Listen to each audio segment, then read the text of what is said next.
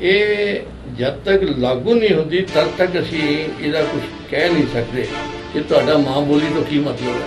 आया वो बोली है जिहड़ी तुसीं अपने घर च बोलदे हो, ठीक आ जिहड़ी बाहर तुसीं जिहदी गल करदे हो स्कूल दे विच ओहदी गल करदे हो, तो समझ नहीं आउंदी कि आया तुसीं मां बोली तो की मतलब है तुहाडा। आया वो बोली जिहड़ी तुसीं अपने घर च बोलदे हो जां वो बोली जिहड़ी तुहाडी स्कूल दे विच आउगी आउंगी। मात भाषा का असल जिहड़ा मतलब की है, किहड़ी वो चीज़ वो लागू होएगी।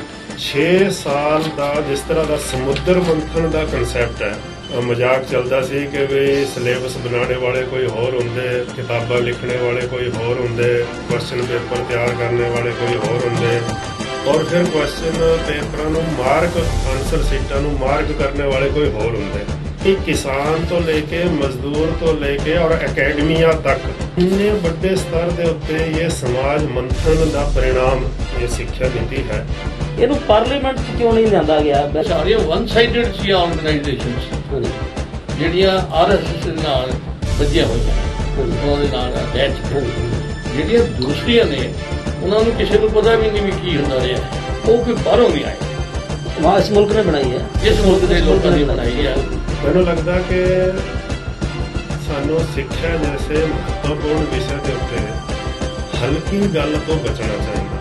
सवाल ये है कि भी इन्वॉल्वमेंट नहीं की गई पूरे की ਕਿਵੇਂ ਇਹ ਹੈ ਨਾ ਕਿ ਤੁਸੀਂ ਬਿਨਾਂ ਪੂਰੀ ਪੜ੍ਹੇ ਕਿੱਦਾਂ ਜ਼ਿੰਮੇਵਾਰੀ ਦੇ ਨਾਲ ਰਿਐਕਸ਼ਨ ਦੇ ਸਕਦੇ ਹੋ। ਪਹਿਲੀ ਗੱਲ ਇਸ ਸਬਜੈਕਸ਼ਨ ਨੂੰ ਜਿਹੜਾ ਲੈ ਕੇ ਵੀ ਹੈਗਾ, ਪਰ ਮੈਂ ਡਾਕਟਰ ਦੇ ਅੱਗੇ ਲੋਕਾਂ ਅਖਬਾਰਾਂ ਦੇ ਵਿੱਚ, ਇਹਦੇ ਦੂਏ ਆਮ ਮੀਡੀਆ ਦੇ ਵਿੱਚ, ਟੈਲੀਫੋਨ, ਆਪਣੇ ਰੇਡੀਓ ਤੇ, ਟੀਵੀ ਤੇ ਇਹਨੂੰ ਕਰਨਾ ਚਾਹੀਦਾ। ਗਵਰਨਮੈਂਟ ਦੇ ਕੋਲ ਸਭ ਕੁਝ ਸੀਗਾ, ਖਾਂਦਾ ਪੀਂਦਾ ਸੈਕਸ਼ਨ ਹੈ ਸੁਸਾਇਟੀ ਦਾ, ਉਹ ਆਪਣੇ ਬੱਚਿਆਂ ਨੂੰ ਗਵਰਨਮੈਂਟ ਸਕੂਲਾਂ 'ਚ ਨਹੀਂ ਭੇਜ ਰਿਹਾ, ਪ੍ਰਾਈਵੇਟ ਸਕੂਲਾਂ 'ਚ ਭੇਜ ਰਿਹਾ। ਪ੍ਰਾਈਵੇਟ ਸਕੂਲਾਂ ਦੀ ਆਲੋਚਨਾ ਜਾਂ ਉਹ ਕਰਨਾ ਜਾਂ ਕੋਈ ਇਹਦਾ ਸੋਲੂਸ਼ਨ ਨਹੀਂ ਹੈ, ਕਿਉਂਕਿ ਜਿਹਦੇ ਵਿੱਚ ਲੋਕ ਪ੍ਰਾਈਵੇਟ ਸਕੂਲਾਂ ਨੂੰ ਛੱਡ ਕੇ ਗਵਰਨਮੈਂਟ ਸਕੂਲਾਂ ਦੇ ਵਿੱਚ ਆ ਰਹੇ। ਮੈਟਰੋ ਐਨਕਾਊਂਟਰ ਟੀਵੀ ਦੇ ਟਾਕਿੰਗ ਪੁਆਇੰਟ ਪ੍ਰੋਗਰਾਮ 'ਚ ਤੁਹਾਡਾ ਦਰਸ਼ਕੋ ਸਵਾਗਤ ਹੈ। ਅੱਜ ਅਸੀਂ ਜਿਸ ਵਿਸ਼ੇ ਤੇ ਗੱਲ ਕਰਨ ਜਾ ਰਹੇ ਹਾਂ, ਟਾਕਿੰਗ ਪੁਆਇੰਟ ਹੈ ਜਿਹੜਾ ਅੱਜ ਦਾ, ਉਹ ਹੈ ਨਵੀਂ ਸਿੱਖਿਆ ਨੀਤੀ। ਨਵੀਂ ਸਿੱਖਿਆ ਨੀਤੀ ਤੁਹਾਨੂੰ ਪਤਾ ਹੈ ਕਿ ਕੇਂਦਰ ਦੀ ਸਰਕਾਰ ਨੇ ਕੱਲ੍ਹ ਜਾਰੀ ਕਰ ਦਿੱਤੀ ਹੈ, ਔਰ ਇਹਨੂੰ ਲੈ ਕੇ ਜਿਹੜਾ ਹੈ ਇਹਦਾ ਸਵਾਗਤ ਵੀ ਹੋਇਆ, ਔਰ ਕੁਝ ਖਦਸ਼ੇ ਵੀ ਲੋਕਾਂ ਨੇ ਜਿਹੜੇ ਆ ਵਿਅਕਤ ਕੀਤੇ ਇਸ ਗੱਲ ਨੂੰ ਲੈ ਕੇ।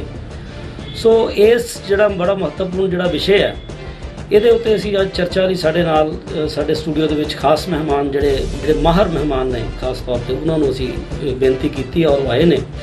ਔਰ ਜਿਸ ਤਰ੍ਹਾਂ ਕਿ ਮੇਰੇ ਨਾਲ ਖੱਬੇ ਪਾਸੇ ਡਾਕਟਰ ਜੋਗਿੰਦਰ ਸਿੰਘ ਕੁਆਰ ਬਹੁਤ ਨਾਮਵਰ ਭਾਸ਼ਾ ਵਿਗਿਆਨੀ ਨੇ, ਇਹਨਾਂ ਦੇ ਸਭ ਪੂਰੇ ਲੋਕ ਜਾਣਦੇ ਨੇ ਇਹਨਾਂ ਨੂੰ, ਔਰ ਪੰਜਾਬੀ ਯੂਨੀਵਰਸਿਟੀ ਪਟਿਆਲਾ ਦੇ ਵਾਈਸ ਚਾਂਸਲਰ ਰਹੇ ਨੇ, ਔਰ ਇਹਨਾਂ ਨੇ ਬਹੁਤ ਸਾਰੀਆਂ ਪੁਸਤਕਾਂ ਭਾਸ਼ਾ ਵਿਗਿਆਨ ਦੇ ਉੱਪਰ ਔਰ ਹੋਰ ਜਿਹੜੀ ਐਜੂਕੇਸ਼ਨਿਸਟ ਦੇ ਤੌਰ 'ਤੇ ਇਹਨਾਂ ਦਾ ਬਹੁਤ ਲੰਬਾ ਸਮਾਂ ਮਤਲਬ ਇੱਕ ਕੈਰੀਅਰ ਰਿਹਾ, ਔਰ ਹੁਣ ਵੀ ਇਹ ਜਿਹੜਾ ਇਹਨਾਂ ਵਿਸ਼ਿਆਂ ਦੇ ਉੱਤੇ ਜਿਹੜੀ ਹੈ ਉਹ ਇਹਨਾਂ ਨੂੰ ਜਾਰੀ ਰੱਖੇ ਹੋਏ ਪਿਆ ਇਹਨਾਂ ਨੇ। ਔਰ ਇਸੇ ਤਰ੍ਹਾਂ ਮੇਰੇ ਨਾਲ ਸੱਜੇ ਪਾਸੇ ਵਿਜੇ ਨੱਡਾ ਜੀ, ਜਿਹੜੇ ਕਿ ਵਿਦਿਆ ਭਾਰਤੀ ਨਾਂ ਦੀ ਜਿਹੜੀ ਆਰਗੇਨਾਈਜੇਸ਼ਨ ਹੈ, ਜਿਹਦੇ 17,000 ਦੇ ਕਰੀਬ ਜਿਹੜੇ ਸਕੂਲ ਹੈ ਉਹ ਪੂਰੇ ਦੇਸ਼ 'ਚ ਚੱਲਦੇ ਆ, ਔਰ ਇੰਨੇ ਦੇ ਕਰੀਬ ਜਿਹੜੇ ਆ ਉਹ ਸਿੰਗਲ ਟੀਚਰ ਸਕੂਲਾਂ ਦੇ ਰਹੀ, ਜਿਹੜੀਆਂ ਸਲਮ ਬਸਤੀਆਂ ਨੇ, ਜਿਹੜੇ ਬਾਰਡਰ ਦੇ ਏਰੀਏ ਨੇ, ਉੱਥੇ ਤੱਕ ਐਜੂਕੇਸ਼ਨ ਭੇਜਣ ਦਾ ਲੋਕਾਂ ਨੂੰ ਉਪਲਬਧ ਕਰਾਉਣ ਦਾ ਕੰਮ ਕਰਦੀ ਹੈ। ਉਹ ਸੰਸਥਾ ਦੇ ਜਿਹੜੇ ਉੱਤਰ ਖੇਤਰ ਦੇ ਜਿਹੜੇ ਆ ਇਹ ਆਰਗੇਨਾਈਜ਼ਿੰਗ ਸੈਕਟਰੀ ਨੇ। ਵਿਜੇ ਜੀ ਔਰ ਡਾਕਟਰ ਜੋਗਿੰਦਰ ਕੁਮਾਰ, ਤੁਹਾਡਾ ਸਵਾਗਤ ਹੈ ਇਸ ਪ੍ਰੋਗਰਾਮ ਦੇ ਵਿੱਚ। ਤੁਹਾਡੇ ਬਹੁਤ ਤੁਸੀਂ ਆਪਣਾ ਕੀਮਤੀ ਸਮਾਂ ਕੱਢ ਕੇ ਆਏ ਜੇ।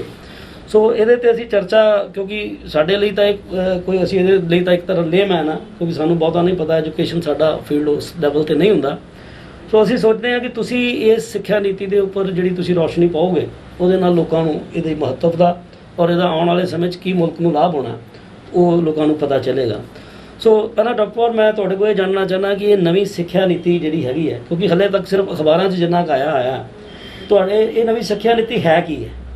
ਦੇਖੋ, ਇਹ ਸਿੱਖਿਆ ਨੀਤੀ ਜੇ ਅਸਲ ਦੇਖਿਆ ਜਾਵੇ ਤੇ ਕੋਈ ਬਹੁਤੀ ਨਵੀਂ ਵੀ ਨਹੀਂ ਹੈ ਜੀ। ਜਿਹੜੀਆਂ ਪਹਿਲੀਆਂ ਸਿੱਖਿਆ ਨੀਤੀ ਹੈ ਉਹਦੇ ਨਾਲ ਫਰਕ ਤਾਂ ਹੈ, ਲੇਕਿਨ ਉਹ ਬਹੁਤ ਸਾਰੀਆਂ ਗੱਲਾਂ ਕਾਮਨ ਵੀ ਹੈ ਦੋਹਾਂ ਦੇ ਵਿੱਚ। ਜਿੱਦਾਂ ਮਿਸਾਲ ਦੇ ਤੌਰ 'ਤੇ ਅਸੀਂ ਪ੍ਰਾਇਮਰੀ ਸਕੂਲ ਦੇ ਵਿੱਚ ਜਿਹੜਾ 5ਵੀਂ ਤੱਕ ਦੀ ਇਹਨਾਂ ਨੇ ਕਿਹਾ ਕਿ ਮਾਤ ਭਾਸ਼ਾ ਦੇ ਵਿੱਚ ਹੋਏਗੀ ਇਹ। ਹਾਂਜੀ। ਇਹ ਹੁਣ ਮਾਤ ਭਾਸ਼ਾ ਦੇ ਵਿੱਚ ਪਹਿਲਾਂ ਵੀ ਇੱਥੇ ਪ੍ਰਾਇਮਰੀ ਸਕੂਲਾਂ ਦੇ ਵਿੱਚ ਮਾਤ ਭਾਸ਼ਾ ਦੇ ਵਿੱਚ ਹੀ ਦਿੰਦੀ ਜਾਂਦੀ ਸੀ, ਪਰ ਹੁਣ ਅਗਰ ਇਹ ਜਿਹੜੀ ਹੁਣ ਇਹ ਮਾਤ ਭਾਸ਼ਾ ਦੀ ਗੱਲ ਹੈ, ਇਹ ਜਦ ਤੱਕ ਲਾਗੂ ਨਹੀਂ ਹੁੰਦੀ ਤਦ ਤੱਕ ਅਸੀਂ ਇਹਦਾ ਕੁਝ ਕਹਿ ਨਹੀਂ ਸਕਦੇ, ਕਿਉਂਕਿ ਜਦੋਂ ਲਾਗੂ ਹੋਏਗੀ ਉਦੋਂ ਪਤਾ ਲੱਗੇਗਾ ਕਿ ਇਸ ਜਿਹੜਾ ਇਹ ਪੋਰਸ਼ਨ ਹੈ ਉਸ ਨੀਤੀ ਦਾ, ਇਹ ਜਦੋਂ ਲਾਗੂ ਕਰਨਾ ਚ ਕੀ ਡਿਫਿਕਲਟੀ, ਕੀ ਇਹਦੀ ਪ੍ਰੋਬਲਮ ਆਉਣਗੀਆਂ, ਕਿਹੜੀਆਂ ਅੜਚਣਾਂ ਆਉਣਗੀਆਂ, ਇਹ ਤੁਹਾਨੂੰ ਖਦਸ਼ਾ ਕੀ ਇਹਦੇ 'ਚ? ਹਾਂ ਇਹ ਆ। ਹੁਣ ਫਰਜ਼ ਕਰੋ ਜਿਹੜੀ ਮਾਤ ਭਾਸ਼ਾ ਇਹਨਾਂ ਨੇ ਕਿਹਾ, ਉਹਦੇ ਵਿੱਚ ਮਾਤ ਭਾਸ਼ਾ ਦਾ ਬੜਾ ਇੱਕ ਆਪਣੇ ਆਪ ਦੇ ਵਿੱਚ ਜਿਹੜਾ ਕਨਸੈਪਟ ਹੈ ਕਿ ਆਇਆ ਮਾਂ ਦੀ ਜ਼ੁਬਾਨ ਦੀ ਗੱਲ ਕਰਦੇ ਹੋ ਜਿਹੜੀ ਤੁਸੀਂ ਘਰਾਂ ਚੋਂ ਸਿੱਖਦੇ ਹੋ। ਜਿਹੜਾ ਅਖਬਾਰਾਂ ਦੇ ਵਿੱਚ ਜਿਹੜਾ ਰਿਪੋਰਟ ਹੋਇਆ ਉਹਦੇ 'ਚ ਸ਼ਬਦ ਮਾਂ ਬੋਲੀ ਇਸਤੇਮਾਲ ਕੀਤਾ ਮਾਂ ਬੋਲੀ ਜਾਂ ਮਾਂ ਭਾਸ਼ਾ ਬੋਲੀ ਪੰਜਾਬੀ ਦੀ ਗੱਲ ਭਾਸ਼ਾ ਚੱਲਦਾ ਹੈ। ਉਹ ਮਾਂ ਬੋਲੀ ਜਿਹੜੀ ਹੈ, ਹੁਣ ਉਹਦੇ 'ਚ ਮਾਂ ਬੋਲੀ ਵਾਲੀ ਜਿਹੜੀ ਗੱਲ ਕੀਤੀ ਹੈ ਕਿ ਇੱਕ ਤੁਹਾਡੇ ਘਰ ਦੀ ਭਾਸ਼ਾ ਹੈ, ਇੱਕ ਤੁਹਾਡੇ ਆਪਣੀ ਭਾਸ਼ਾ ਹੈ, ਇੱਕ ਤੁਹਾਡੇ ਜਿਹੜੇ ਜਿਸ ਏਰੀਏ 'ਚ ਰਹਿੰਦੇ ਉਹਦੀ ਵੀ ਉਹ ਭਾਸ਼ਾ ਹੈ, ਉਹ ਸਾਰੀ ਮਾਂ ਬੋਲੀ 'ਚ ਆਉਂਦਾ ਹੈ। ਇੱਕ ਆਦਮੀ ਜਿਹੜਾ ਹੈ ਉਸ ਕਰ ਲਓ ਵੀ ਉਹ ਘਰ ਵਿੱਚ ਤਾਂ ਤੁਸੀਂ ਹਿੰਦੀ ਬੋਲਦੇ ਹੋ, ਹਾਂਜੀ, ਗੱਲ ਤੁਸੀਂ ਮਾਂ ਭਾਸ਼ਾ ਦੀ ਬੋਲੀ ਦੀ ਕਰਦੇ ਹੋ, ਔਰ ਆਲਾ ਦੁਆਲਾ ਸਾਰਾ ਜਿਹੜਾ ਪੰਜਾਬੀ ਦਾ ਹੈ। ਹਾਂਜੀ, ਤਾਂ ਉੱਥੇ ਇਹ ਗੱਲ ਨੂੰ ਡਿਫਾਈਨ ਕਰਨਾ ਬੜਾ ਮੁਸ਼ਕਲ ਹੋ ਜਾਊਗਾ ਕਿ ਤੁਹਾਡਾ ਮਾਂ ਬੋਲੀ ਤੋਂ ਕੀ ਮਤਲਬ ਹੈ। ਆਇਆ ਉਹ ਬੋਲੀ ਹੈ ਜਿਹੜੀ ਤੁਸੀਂ ਆਪਣੇ ਘਰ 'ਚ ਬੋਲਦੇ ਹੋ, ਠੀਕ, ਆ ਜਿਹੜੀ ਬਾਹਰ ਤੁਸੀਂ ਜਿਹਦੀ ਗੱਲ ਕਰਦੇ ਹੋ ਸਕੂਲ ਦੇ ਵਿੱਚ ਉਹਦੀ ਗੱਲ ਕਰਦੇ ਹੋ, ਠੀਕ ਹੈ। ਤਾਂ ਉਹ ਫਰਕ ਹੈ। ਇਹ ਜਦ ਤੱਕ ਲਾਗੂ ਨਹੀਂ ਹੋਏਗਾ ਨਾ, ਬਹੁਤ ਸਾਰੀਆਂ ਗੱਲਾਂ ਕਨਸੈਪਟ ਕਲੀਅਰ ਹੋਣਾ ਚਾਹੀਦਾ ਤੁਹਾਡੇ ਨਜ਼ਰੀਏ ਦੇ ਨਾਲ। ਇੱਕ ਤਾਂ ਇਹ ਹੈ ਹਾਂਜੀ ਜੀ, ਇਸ ਵਾਸਤੇ ਇਹ ਜਦੋਂ ਚੱਲੇਗਾ ਫਿਰ ਉਹਦੇ 'ਚ ਪਤਾ ਲੱਗੂਗਾ ਸਾਨੂੰ। ਇਹ ਡਾਕਟਰ ਸਾਹਿਬ ਵੈਸੇ ਇਹਦੇ ਤੇ ਮੈਨੂੰ ਲੱਗਦਾ ਕਿ ਅਸੀਂ ਬਹੁਤ ਸਾਰਾ ਪੰਜਾਬ ਦੇ ਵਿੱਚ ਤਾਂ ਮਾਤ ਭਾਸ਼ਾ ਨੂੰ ਲੈ ਕੇ ਜਿੱਦਾਂ ਪੰਜਾਬੀ ਬੜੇ ਭਾਵੁਕ ਹੁੰਦੇ ਆ, ਖਾਸ ਤੌਰ ਤੇ ਜਿੱਦਾਂ ਸਾਊਥ ਦੇ ਲੋਕ ਵੀ ਹੈ, ਤਾਂ ਇੱਥੇ ਵੈਲਕਮ ਬੜਾ ਅੱਛਾ ਹੋਇਆ ਜੀ ਵੀ ਇਹ ਮਾਤ ਭਾਸ਼ਾ 'ਚ, ਪਰ ਇਹਦੇ ਉੱਤੇ ਵੀ ਹਲੇ ਕਹਿੰਦੇ ਆ ਕਿ ਕਲੈਰਿਟੀ ਨਹੀਂ ਪੂਰੀ ਹੈਗੀ ਇਸ ਮੈਂ ਵੀ ਤੁਹਾਨੂੰ ਕਿਹਾ, ਮੈਂ ਉਹ ਦੇਖਿਆ ਉਹਦੇ 2-3 ਗੱਲਾਂ ਨੇ ਉਹਦੇ 'ਚੋਂ ਸਮਝ ਨਹੀਂ ਆਉਂਦੀ ਕਿ ਆਇਆ ਤੁਸੀਂ ਮਾਂ ਬੋਲੀ ਤੋਂ ਕੀ ਮਤਲਬ ਹੈ ਤੁਹਾਡਾ। ਮੇਰਾ ਆਪਣਾ ਜਿਹੜਾ ਇਹਦੇ ਬਾਰੇ ਵਿਚਾਰ ਬਣਦਾ ਵੀ ਇਹਨੂੰ ਜਿਸ ਵੇਲੇ ਲਾਗੂ ਹੋਏਗੀ ਨਾ, ਸਾਨੂੰ ਅਸਲ ਇਹਦੀ ਜਿਹੜੀ ਗੱਲ ਦਾ ਜਿਹਦੀ ਕੀਮਤ ਕਹਿ ਲਓ ਚੰਗੀ ਜਾਂ ਮਾੜੀ ਜਿਹੜੀ ਆ, ਇਹਦਾ ਅਸਲ ਵਿੱਚ ਉਦੋਂ ਪਤਾ ਲੱਗੇਗਾ। ਵਿਜੇ ਜੀ, ਇਹ ਜਿਸ ਤਰ੍ਹਾਂ ਡਾਕਟਰ ਪਵਾਰ ਨੇ ਕਿਹਾ ਕਿ ਇਹਦੇ 'ਚ ਨਵਾਂ ਕੁਝ ਵੀ ਬਹੁਤ ਹੈ, ਜਿਹੜੀ ਮਾਤ ਭਾਸ਼ਾ ਨੂੰ ਲੈ ਕੇ ਗੱਲ ਕੀਤੀ ਕਿ ਉਹ ਜਿੰਨੀ ਦੇਰ ਹਲੇ ਸਾਹਮਣੇ ਆਉਂਦਾ ਨਹੀਂ ਹੈ ਕਿ ਮਾਤ ਭਾਸ਼ਾ ਦਾ ਅਸਲ ਜਿਹੜਾ ਮਤਲਬ ਕੀ ਹੈ, ਕਿ ਕਿਹੜੀ ਉਹ ਚੀਜ਼ ਉਹ ਲਾਗੂ ਹੋਏਗੀ। ਤੁਸੀਂ ਇਸ ਜਿਹੜੀ ਨਵੀਂ ਨੀਤੀ ਆਈ ਹੈ ਇਹਨੂੰ ਕਿਸ ਤਰ੍ਹਾਂ ਦੇਖਦੇ ਜੇ? ਜਿਸ ਨਜ਼ਰੀਏ ਨਾਲ ਡਾਕਟਰ ਪਵਾਰ ਨੇ ਗੱਲ ਕੀਤੀ ਹੈ, ਤੁਹਾਡਾ ਨਜ਼ਰੀਆ ਇਸ ਨੀਤੀ ਦੇ ਉੱਤੇ ਕੀ ਹੈ ਕਿ ਵੀ ਇਹਨੂੰ ਕਿਸ ਤਰ੍ਹਾਂ ਲਾਗੂ ਕੀਤਾ ਜਾਣਾ ਚਾਹੀਦਾ? ਇਹ ਲੋਕ ਬਹੁਤ ਅੱਛਾ ਹੈ। ਐਸਾ ਹੈ ਕਿ ਮੈਨੂੰ ਲੱਗਦਾ ਕਿ ਸਭ ਤੋਂ ਪਹਿਲੇ ਜਿਸ ਤਰ੍ਹਾਂ ਡਾਕਟਰ ਸਾਹਿਬ ਨੇ ਕਿਹਾ ਬਿਲਕੁਲ ਠੀਕ ਹੈ ਕਿ ਨਈ ਸਿੱਖਿਆ ਨੀਤੀ ਦੇ ਬਜਾਏ ਇਹਨੂੰ ਵੈਸੇ ਅੱਜ ਕੱਲ੍ਹ ਸ਼ਬਦ ਵੀ ਇਹਦੇ ਵਾਸਤੇ ਰਾਸ਼ਟਰੀ ਸਿੱਖਿਆ ਨੀਤੀ ਦਾ ਸ਼ਬਦ ਹੈ। ਤਾਂ ਇਸ ਲਈ ਇੱਕ ਤਾਂ ਇਹਦੇ ਵਾਸਤੇ ਮੈਨੂੰ ਲੱਗਦਾ ਸਭ ਤੋਂ ਪਹਿਲੇ ਸਾਨੂੰ ਸਰਕਾਰ ਨੂੰ ਧੰਨਵਾਦ ਕਰਨਾ ਚਾਹੀਦਾ ਕਿ 6 ਸਾਲ ਦਾ ਜਿਸ ਤਰ੍ਹਾਂ ਦਾ ਸਮੁੰਦਰ ਮੰਥਨ ਦਾ ਕਨਸੈਪਟ ਹੈ, ਇਸ ਤੋਂ ਪਹਿਲੇ ਵੀ ਬਹੁਤ ਚੰਗੇ ਲੋਕਾਂ ਨੇ ਚੰਗਾ ਪ੍ਰਯਾਸ ਕੀਤਾ ਹੈ ਐਜੂਕੇਸ਼ਨ ਪਾਲਿਸੀ ਬਣਾਉਣ ਵਾਸਤੇ, ਲੇਕਿਨ ਦੇਖਣ 'ਚ ਇਹ ਆਉਂਦਾ ਸੀ ਕਿ ਵੀ ਬਹੁਤ ਘੱਟ ਗਰਾਊਂਡ ਦੇ ਨੀਚੇ ਉਤਰ ਕੇ ਸਿੱਖਿਆ ਨੀਤੀਆਂ ਬਣਦੀ ਸਨ। ਮਜ਼ਾਕ ਚੱਲਦਾ ਸੀ ਕਿ ਵੀ ਸਿਲੇਬਸ ਬਣਾਉਣੇ ਵਾਲੇ ਕੋਈ ਹੋਰ ਹੁੰਦੇ, ਕਿਤਾਬਾਂ ਲਿਖਣੇ ਵਾਲੇ ਕੋਈ ਹੋਰ ਹੁੰਦੇ, ਕੁਐਸਚਨ ਪੇਪਰ ਤਿਆਰ ਕਰਨੇ ਵਾਲੇ ਕੋਈ ਹੋਰ ਹੁੰਦੇ, ਔਰ ਫਿਰ ਕੁਐਸਚਨ ਪੇਪਰਾਂ ਨੂੰ ਮਾਰਕ ਆਨਸਰ ਸੀਟਾਂ ਨੂੰ ਮਾਰਕ ਕਰਨੇ ਵਾਲੇ ਕੋਈ ਹੋਰ ਹੁੰਦੇ।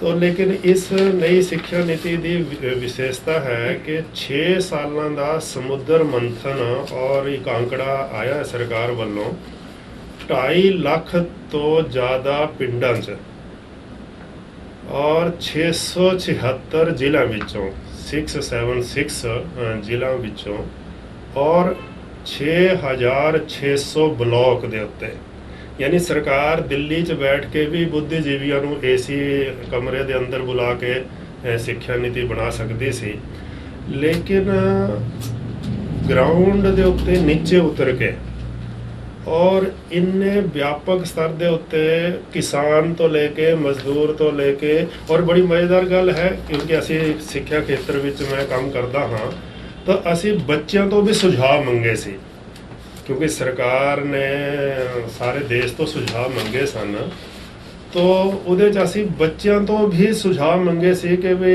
तुहाडे वास्ते सिक्ख्या नीति बन रही है तो तुसीं की चाहते हो। टीचर्स तो सुझाव लिते गए, यानी किसान तो लेके मजदूर तो लेके और अकैडमिया तक, तो इन्ने बड़े स्तर के उत्ते ये समाज मंथन का परिणाम ये सिक्ख्या नीति है। बाकी डॉक्टर साहब ने कहा वो गल बिल्कुल ठीक है कि कोई भी नीति आती है तो ਉਹਦਾ असली पता तो ਉਹਦੇ एग्जीक्यूशन क्रियान्वयन तो ही लगता है।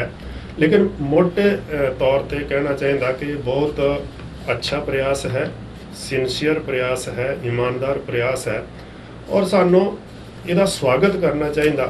हाँ, ਇਹਦੀ इंप्लीमेंटेशन ठीक हो ਉਹਦੇ ਵਾਸਤੇ ਵੀ ਸਾਨੂੰ उन्ना ही प्रयास करने की लोड़ है जिन्ना प्रयास इस सिक्ख्या नीति ਨੂੰ ਬਣਾਉਣ 'ਚ ਹੋਇਆ ਹੈ। ਤੁਹਾਡਾ ਮਤਲਬ ਇਹ ਹੈ ਕਿ ਜਿਹੜੀ ਇਹ ਰਾਸ਼ਟਰੀ ਨੀਤੀ ਦੀ ਤੁਸੀਂ ਗੱਲ ਕੀਤੀ ਕਿ ਰਾਸ਼ਟਰੀ ਸਿੱਖਿਆ ਨੀਤੀ ਹੈ ਔਰ ਇਹ ਤੁਹਾਡੇ ਕਹਿਣ ਮੁਤਾਬਕ ਹੈ ਕਿ ਇਹਦਾ ਵਿਆਪਕਤਾ ਦੇ ਵਿੱਚ ਜਿਹੜਾ ਲੋਕਾਂ ਦਾ ਸੁਝਾਅ ਈਵਨ ਜਦੋਂ ਤੁਸੀਂ ਦੱਸਿਆ ਕਿ ਬੱਚਿਆਂ ਤੱਕ ਵੀ ਗਏ, ਜ਼ਮੀਨ ਤੱਕ ਜਾ ਕੇ ਸੁਝਾਅ ਦਿੱਤੇ ਗਏ ਜੀ। ਪਰ ਡਾਕਟਰ ਸਾਹਿਬ ਇੱਕ ਮੈਂ ਕਹਿਣਾ ਚਾਹੁੰਦਾ, ਕੱਲ ਸਾਹਮਣੇ ਆਇਆ ਕਿ ਜਿਸ ਤਰ੍ਹਾਂ ਕੱਲ ਇੱਕ 8 ਜਥੇਬੰਦੀਆਂ ਜਿਹੜੀਆਂ ਉਹ ਜਿਹੜੀਆਂ ਲੈਫਟਿਸਟ ਜਥੇਬੰਦੀਆਂ ਉਹ ਇਕੱਠੀਆਂ ਹੋਈਆਂ, ਉਹਨਾਂ ਨੇ ਸਭ ਤੋਂ ਵੱਡੀ ਆਬਜੈਕਸ਼ਨ ਇਹ ਰੱਖੀ ਹੈ ਵੀ ਇਹ ਜਿਹੜੀ ਸਿੱਖਿਆ ਨੀਤੀ ਹੈ ਇਹਨੂੰ ਜਿਹੜਾ ਹੈ ਉਹ ਜਿਹੜੀ ਸਰਕਾਰ ਜਿਹੜੇ ਸੰਗਠਨਾਂ ਨਾਲ ਰਿਲੇਟਡ ਹੈ ਉਹਨਾਂ ਲੋਕਾਂ ਤੱਕ ਹੀ ਸੀਮਿਤ ਰੱਖ ਕੇ ਜਿਹੜਾ ਉਹ ਕੀਤਾ ਗਿਆ ਹੈ। ਔਰ ਉਹਨਾਂ ਨੇ ਇਹ ਵੀ ਕਿਹਾ ਵੀ ਇਹ ਜਿਹੜੀ ਸਿੱਖਿਆ ਨੀਤੀ ਹੈ ਇਹਨੂੰ ਲਾਗੂ ਕਰਨ ਤੋਂ ਪਹਿਲਾਂ ਇਹਨੂੰ ਪਾਰਲੀਮੈਂਟ 'ਚ ਕਿਉਂ ਨਹੀਂ ਲਿਆਂਦਾ ਗਿਆ ਬਹਿਸ ਕੇ। ਇਹ ਗੱਲ ਇੱਕ ਵੱਡਾ ਸਵਾਲ ਜਿਹੜਾ ਆਇਆ ਸਾਹਮਣੇ। ਇੱਕ ਗੱਲ ਜਿਹੜੀ ਆ ਇਸ ਤਰ੍ਹਾਂ ਹੈ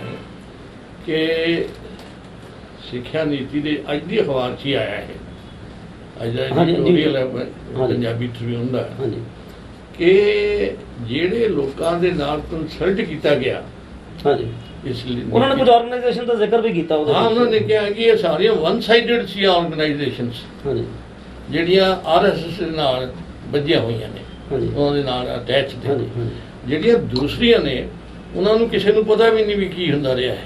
ਅੱਛਾ ਜੀ। ਨੰਬਰ 1।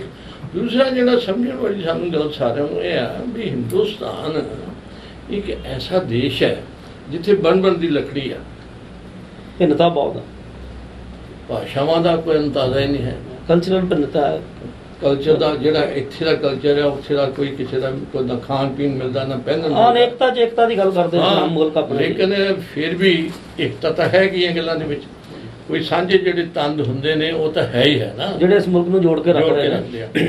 ਲੇਕਿਨ ਜੇ ਤੁਸੀਂ ਦੇਖਿਆ ਜਾਵੇ ਡਾਇਵਰਸੀਫਿਕੇਸ਼ਨ ਬਹੁਤ ਜ਼ਿਆਦਾ ਹੈ ਇੱਥੇ ਜੀ। ਉਹ ਜਿਹੜੀ ਅਨੇਕਤਾ ਹੈ ਨਾ, ਉਸ ਅਨੇਕਤਾ ਨੂੰ ਤੁਸੀਂ ਇਗਨੋਰ ਕਰਕੇ ਕੋਈ ਚੀਜ਼ ਜਿਹੜੀ ਉਹ ਲਾਗੂ ਨਹੀਂ ਹੋ ਸਕਦੀ। ਤੇ ਪਰ ਤੁਸੀਂ ਇਸ ਆਬਜੈਕਸ਼ਨ ਨੂੰ ਕਿਵੇਂ ਲੈਂਦੇ ਜੇ? ਇਹਨੂੰ ਇਹ ਆ ਕਿ ਇਹਨੂੰ ਜਿਹੜਾ ਅਸੀਂ ਨਾ ਬਰੋਡਲੀ ਮੈਂ ਸਮਝਦਾ ਗਵਰਨਮੈਂਟ ਨੇ ਇਹੀ ਗੱਲ ਜਿਹੜੀ ਆ, ਅਗਰ ਇਸ ਨੂੰ ਪਹਿਲਾਂ ਪ੍ਰੋਪੇਗੇਟ ਕਰਕੇ ਆਮ ਲੋਕਾਂ ਦੇ ਵਿੱਚ ਇਹ ਗੱਲ ਲਿਆਂਦੀ ਜਾਂਦੀ, ਡਿਸਕਸ਼ਨ ਹੁੰਦੀ ਓਪਨ, ਹਾਂਜੀ, ਔਰ ਉਹਦੇ ਬਾਅਦ ਫਿਰ ਜੋ ਮਰਜ਼ੀ ਉਹਦਾ ਨਿਚੋੜ ਕੱਢ ਕੇ ਜੀ ਉਹ ਬਣਾ ਲੈਂਦੇ ਤਾਂ ਮੇਰਾ ਖਿਆਲ ਉਹ ਬੈਠ ਰਹਿੰਦਾ।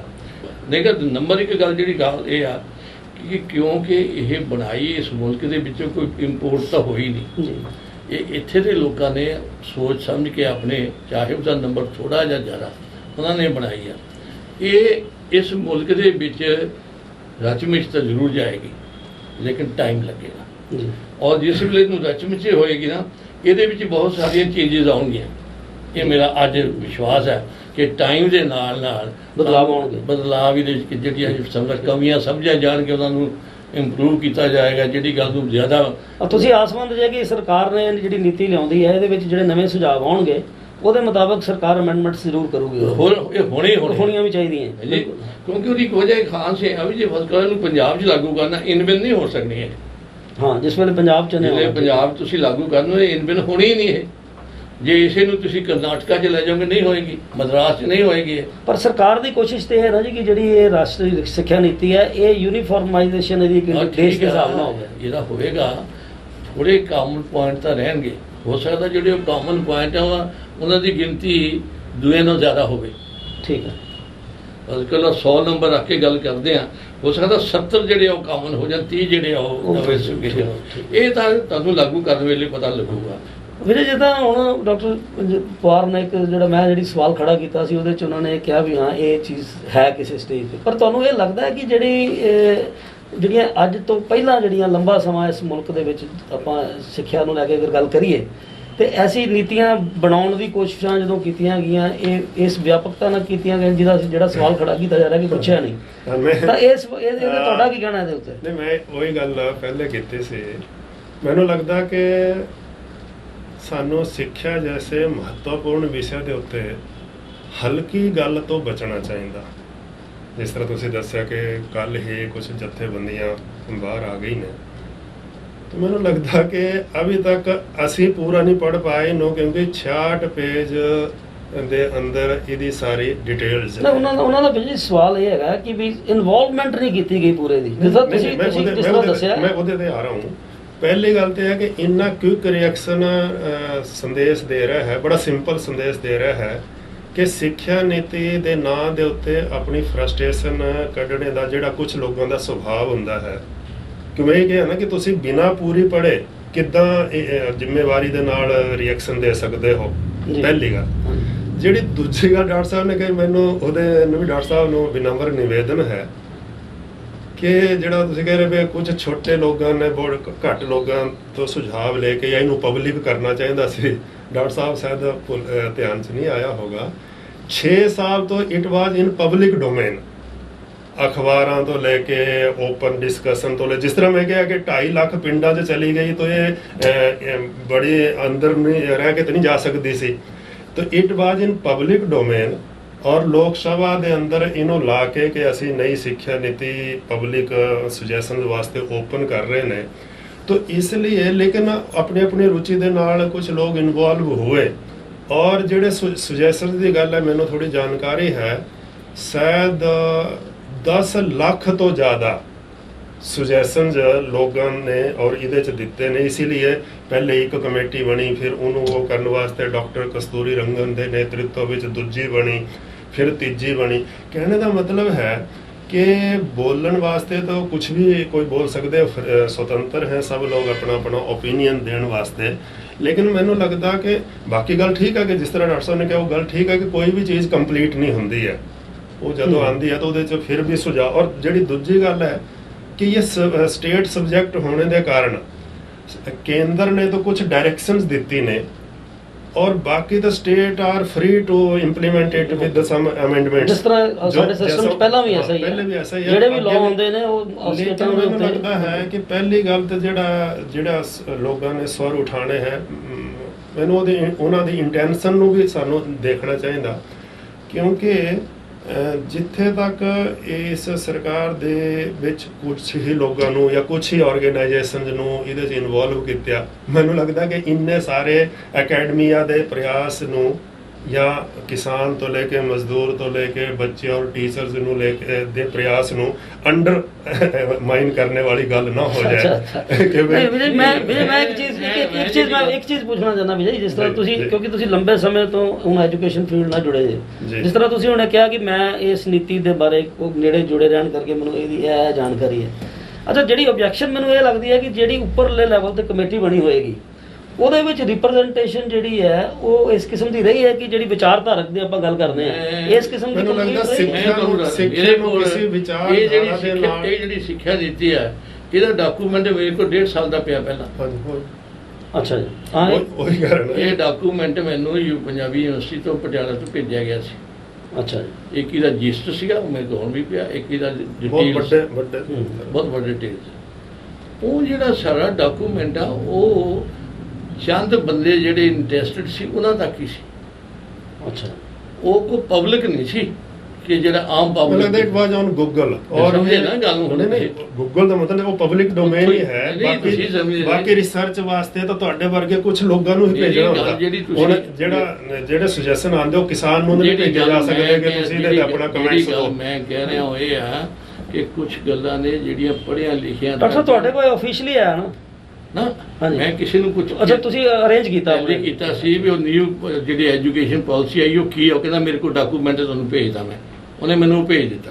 ਅੱਛਾ, ਮੇਰਾ ਕਹਿਣ ਦਾ ਮਤਲਬ ਇਹ ਹੈ ਕਿ ਜਿਹੜੀ ਇਹ ਚੀਜ਼ ਆ ਜਦੋਂ ਸਰਕਾਰ ਦੇ ਲੈਵਲ ਤੇ ਇਹ ਲਾਗੂ ਕਰਨੀ ਆ ਤਾਂ ਇਹਨੂੰ ਜਿਹੜੇ ਪਬਲਿਕ ਮੀਡੀਆ ਹੈ ਇਹਨੂੰ ਉਹਦੇ ਤੱਕ ਲਿਆਇਆ ਜਾਂਦਾ तो पर ਮੈਨੂੰ ਲੱਗਦਾ ਡਾਕਟਰ ਸਾਹਿਬ ਕਿ ਬਹੁਤ ਸਾਰੇ ਸੈਮੀਨਾਰਸ ਵੀ ਹੋਏ ਮੈਂ ਦੱਸਦਾ ਤੁਹਾਨੂੰ ਪੰਜਾਬ ਦੇ ਵਿੱਚ ਜਦੋਂ ਯੂਨੀਵਰਸਿਟੀਜ਼ ਦੇ ਵਿੱਚ ਆਇਆ ਨਾ ਜੀ, that means ਕਿ ਸਰਕਾਰ ਜਿਹੜੀ ਹੈ ਉਹਨੂੰ ਪਬਲਿਕ ਚ ਲਿਆ ਰਹੀ ਹੈ। ਡਾਕਟਰ ਸਾਹਿਬ ਐਸਾ ਹੈ ਕਿ ਜਦੋਂ ਕੋਈ ਚੀਜ਼ ਤੁਸੀਂ ਨੈਟ ਤੇ ਪਾਤੀ ਹੈ ਇਟ ਮੀਨਸ ਉਹ ਤੁਹਾਡੇ ਅੰਦਰ ਨਹੀਂ ਰਹੀ, ਉਹ ਪਬਲਿਕ ਡੋਮੇਨ ਚ ਇਹ ਹੁਣ ਤੁਹਾਨੂੰ ਗੱਲ ਇਹ ਦੱਸ ਦਿੰਦਾ, ਮੇਰੀ ਗੱਲ ਇੱਥੇ ਸੁਣ ਲਓ।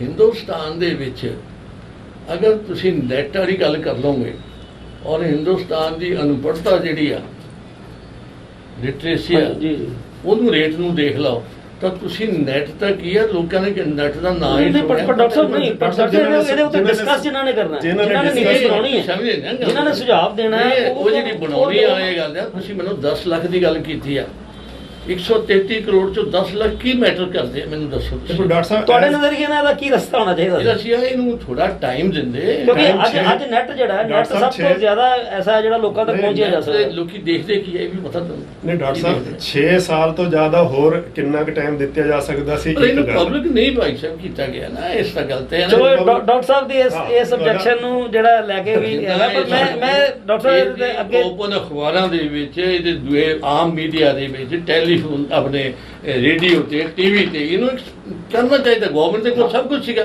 ਤੇ ਤੁਸੀਂ ਤੁਹਾਡਾ ਸੁਝਾਅ ਇਹ ਗਿਆ ਸੀ ਜਦੋਂ ਤੁਹਾਡੇ ਕੋਲੇ ਪਹੁੰਚੀ ਤਾਂ ਤੁਸੀਂ ਕੋਈ ਇਹਦੇ ਤੇ ਰਿਐਕਟ ਕੀਤਾ ਸੀ? ਮੈਨੂੰ ਇਹ ਕੋਈ ਆਈਡੀਆ ਹੀ ਨਹੀਂ ਸੀ ਮੈਨੂੰ ਤਾਂ ਵੀ ਇਹ ਕਦੋਂ ਨੂੰ ਕਰ ਰਿਹਾ ਹੈ। ਰਿਐਲਿਟੀ ਤਾਂ ਇਹ ਸੀ, ਮੈਂ ਤਾਂ ਸਿਰਫ ਅੱਛਾ ਡਾਕਟਰ ਸਾਹਿਬ, ਤੁਸੀਂ ਸ਼ੁਰੂ 'ਚ ਹੀ ਇਹ ਗੱਲ ਕੀਤੀ ਬਈ ਜਿਹੜਾ ਇਹ ਪਾਲਿਸੀ ਇੱਕ ਵਿਆਪਕ ਤੌਰ ਤੇ ਠੀਕ ਤੁਹਾਨੂੰ ਲੱਗੀ ਵੀ ਇਹਦਾ, ਬਾਕੀ ਇੰਪਲੀਮੈਂਟੇਸ਼ਨ ਦੀ ਤੁਸੀਂ ਜ਼ਿਕਰ ਕੀਤੀ, ਇੰਪਲੀਮੈਂਟੇਸ਼ਨ ਤੇ ਪਤਾ ਲੱਗੂਗਾ ਇੱਕ ਗੱਲ। ਪਰ ਵਿਆਪਕਤਾ 'ਚ ਤੁਸੀਂ ਕਿਹਾ ਵੀ ਇਹ ਦੂਸਰੀ ਜਿਹੜਾ ਗੱਲ ਇਹ ਹੈ, ਇਹ ਤਾਂ ਆਪਾਂ ਲੋਅਰ ਲੈਵਲ ਦੀ ਗੱਲ ਕਰ ਰਹੇ ਹਾਂ ਕਿ ਜਿਹੜਾ ਹੈਗਾ school education, primary education school, ਜਿਹੜਾ ਹਾਇਰ ਲੈਵਲ ਹੈ ਉਹਦੇ ਵਿੱਚ ਇੰਨੀਆਂ ਇੰਪਲੀਕੇਸ਼ਨਸ ਨੇ ਇਹਦੇ ਵਿੱਚ। ਮਿਸਾਲ ਦੇ ਤੌਰ ਇੱਕ ਮੈਂ ਤੁਹਾਨੂੰ ਦੱਸਾਂ ਕਿ ਤੁਸੀਂ ਅਲਾਉ ਕਰ ਦਿੱਤਾ ਕਿ ਫੋਰਨ ਯੂਨੀਵਰਸਿਟੀ ਆਉਣਗੇ ਇੱਥੇ, ਹਾਂਜੀ, ਉਹ ਆਪਣਾ ਟੀਚਿੰਗ ਵੀ ਲਿਆਉਣਗੇ ਨਾਲ। ਬਿਲਕੁਲ ਇੱਕ ਗੱਲ, ਤੁਸੀਂ 3 ਕਿਸਮ ਦੀਆਂ ਯੂਨੀਵਰਸਿਟੀਆਂ ਦੱਸ ਦਿੱਤੀਆਂ, ਇੱਕ ਰਿਸਰਚ ਦੀ ਹੋਏਗੀ, ਇੱਕ ਉਹ ਟੀਚਿੰਗ ਦੀ ਹੋਏਗੀ, ਹਾਇਰ ਲੈਵਲ ਲੋਅਰ।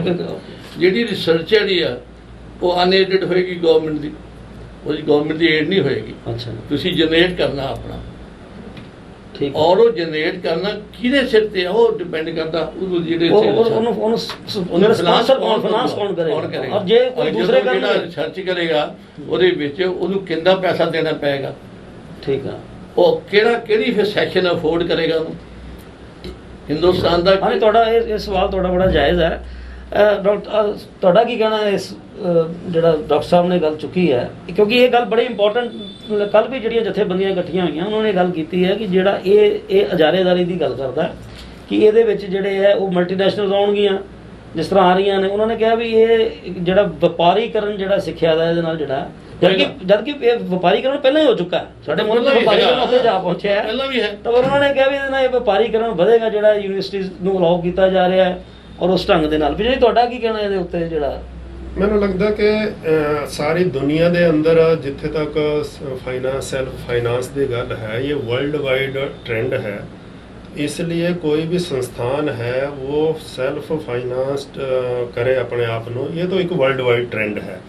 लेकिन जिस तरह ਤੁਸੀਂ ਦੱਸਿਆ ਕਿ ਜਿੰਨਾ ਵਪਾਰੀਕਰਨ ਉਹ ਪਹਿਲੇ ਬਹੁਤ ਜ਼ਿਆਦਾ ਹੈ, इसलिए इस ਤੋਂ ਵਧੇਗਾ ऐसा नहीं है, क्योंकि जो ਰਿਸਰਚ ਦੇ ਉੱਤੇ ਤੁਹਾਡੇ ਧਿਆਨ 'ਚ ਆਇਆ ਹੋਣਾ, ਤੁਸੀਂ ਸ਼ਾਇਦ ਪੁਆਇੰਟ ਲਿਖਿਆ ਵੀ ਹੈ, ਇਸ ਸਰਕਾਰ ਨੇ ਪਹਿਲੀ ਵਾਰ ਸਿੱਖਿਆ ਦੇ ਉੱਤੇ 6% GDP ਖਰਚ ਕਰਨ ਦੀ ਗੱਲ ਕੀਤੀ ਹੈ।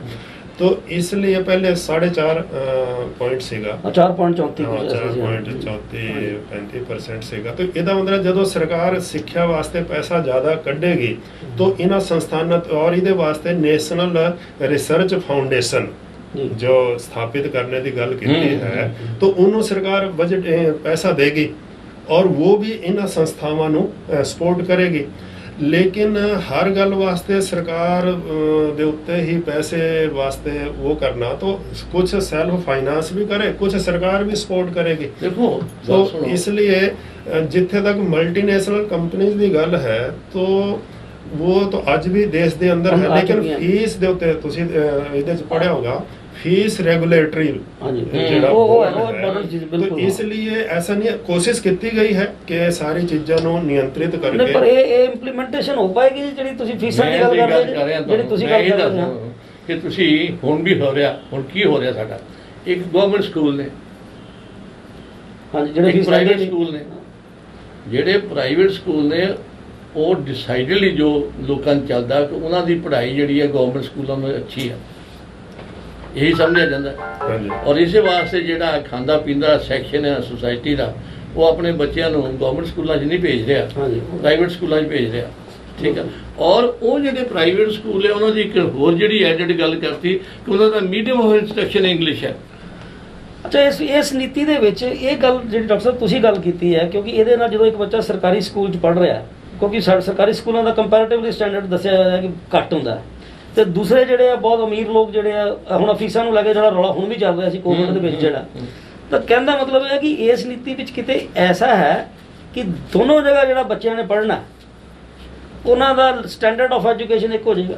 ਇਹ ਹੋ ਨਹੀਂ ਇਹ ਨੀਤੀ 'ਚ ਜ਼ਰੂਰੀ ਸੀ। ਸਭ ਤੋਂ ਇੰਪੋਰਟੈਂਟ ਤੇ ਜਦੋਂ ਅਸੀਂ ਰਾਈਟ ਟੂ ਐਜੂਕੇਸ਼ਨ ਦੀ ਗੱਲ ਕਰਦੇ ਹਾਂ ਤਾਂ ਫਿਰ ਦੋਨਾਂ ਦਾ ਉੱਪਰ ਥੱਲੇ ਵਾਲਾ ਤਾਂ ਨਹੀਂ ਹੋਣਾ ਚਾਹੀਦਾ। ਇਹ ਕਿਤੇ ਹੈ ਜੀ ਵਿਜੇ ਤੁਹਾਡੇ ਨਜ਼ਰ 'ਚ? ਐਸਾ ਮੈਨੂੰ ਲੱਗਦਾ ਕਿ ਕੁਝ ਗੱਲਾਂ ਐਸੀਆਂ ਹੈ ਕਿ ਅਸੀਂ ਇਸ ਚਰਚਾ ਨੂੰ ਬਹੁਤ ਛੋਟੇ ਉਹਦੇ 'ਚ ਕਰਕੇ ਸ਼ਾਇਦ ਨੀਤੀ ਨੂੰ ਵੀ ਠੀਕ ਢੰਗ ਨਾਲ ਨਹੀਂ ਸਮਝ ਪਾਵਾਂਗੇ ਜਾਂ ਪੜ੍ਹ ਪਾਵਾਂਗੇ।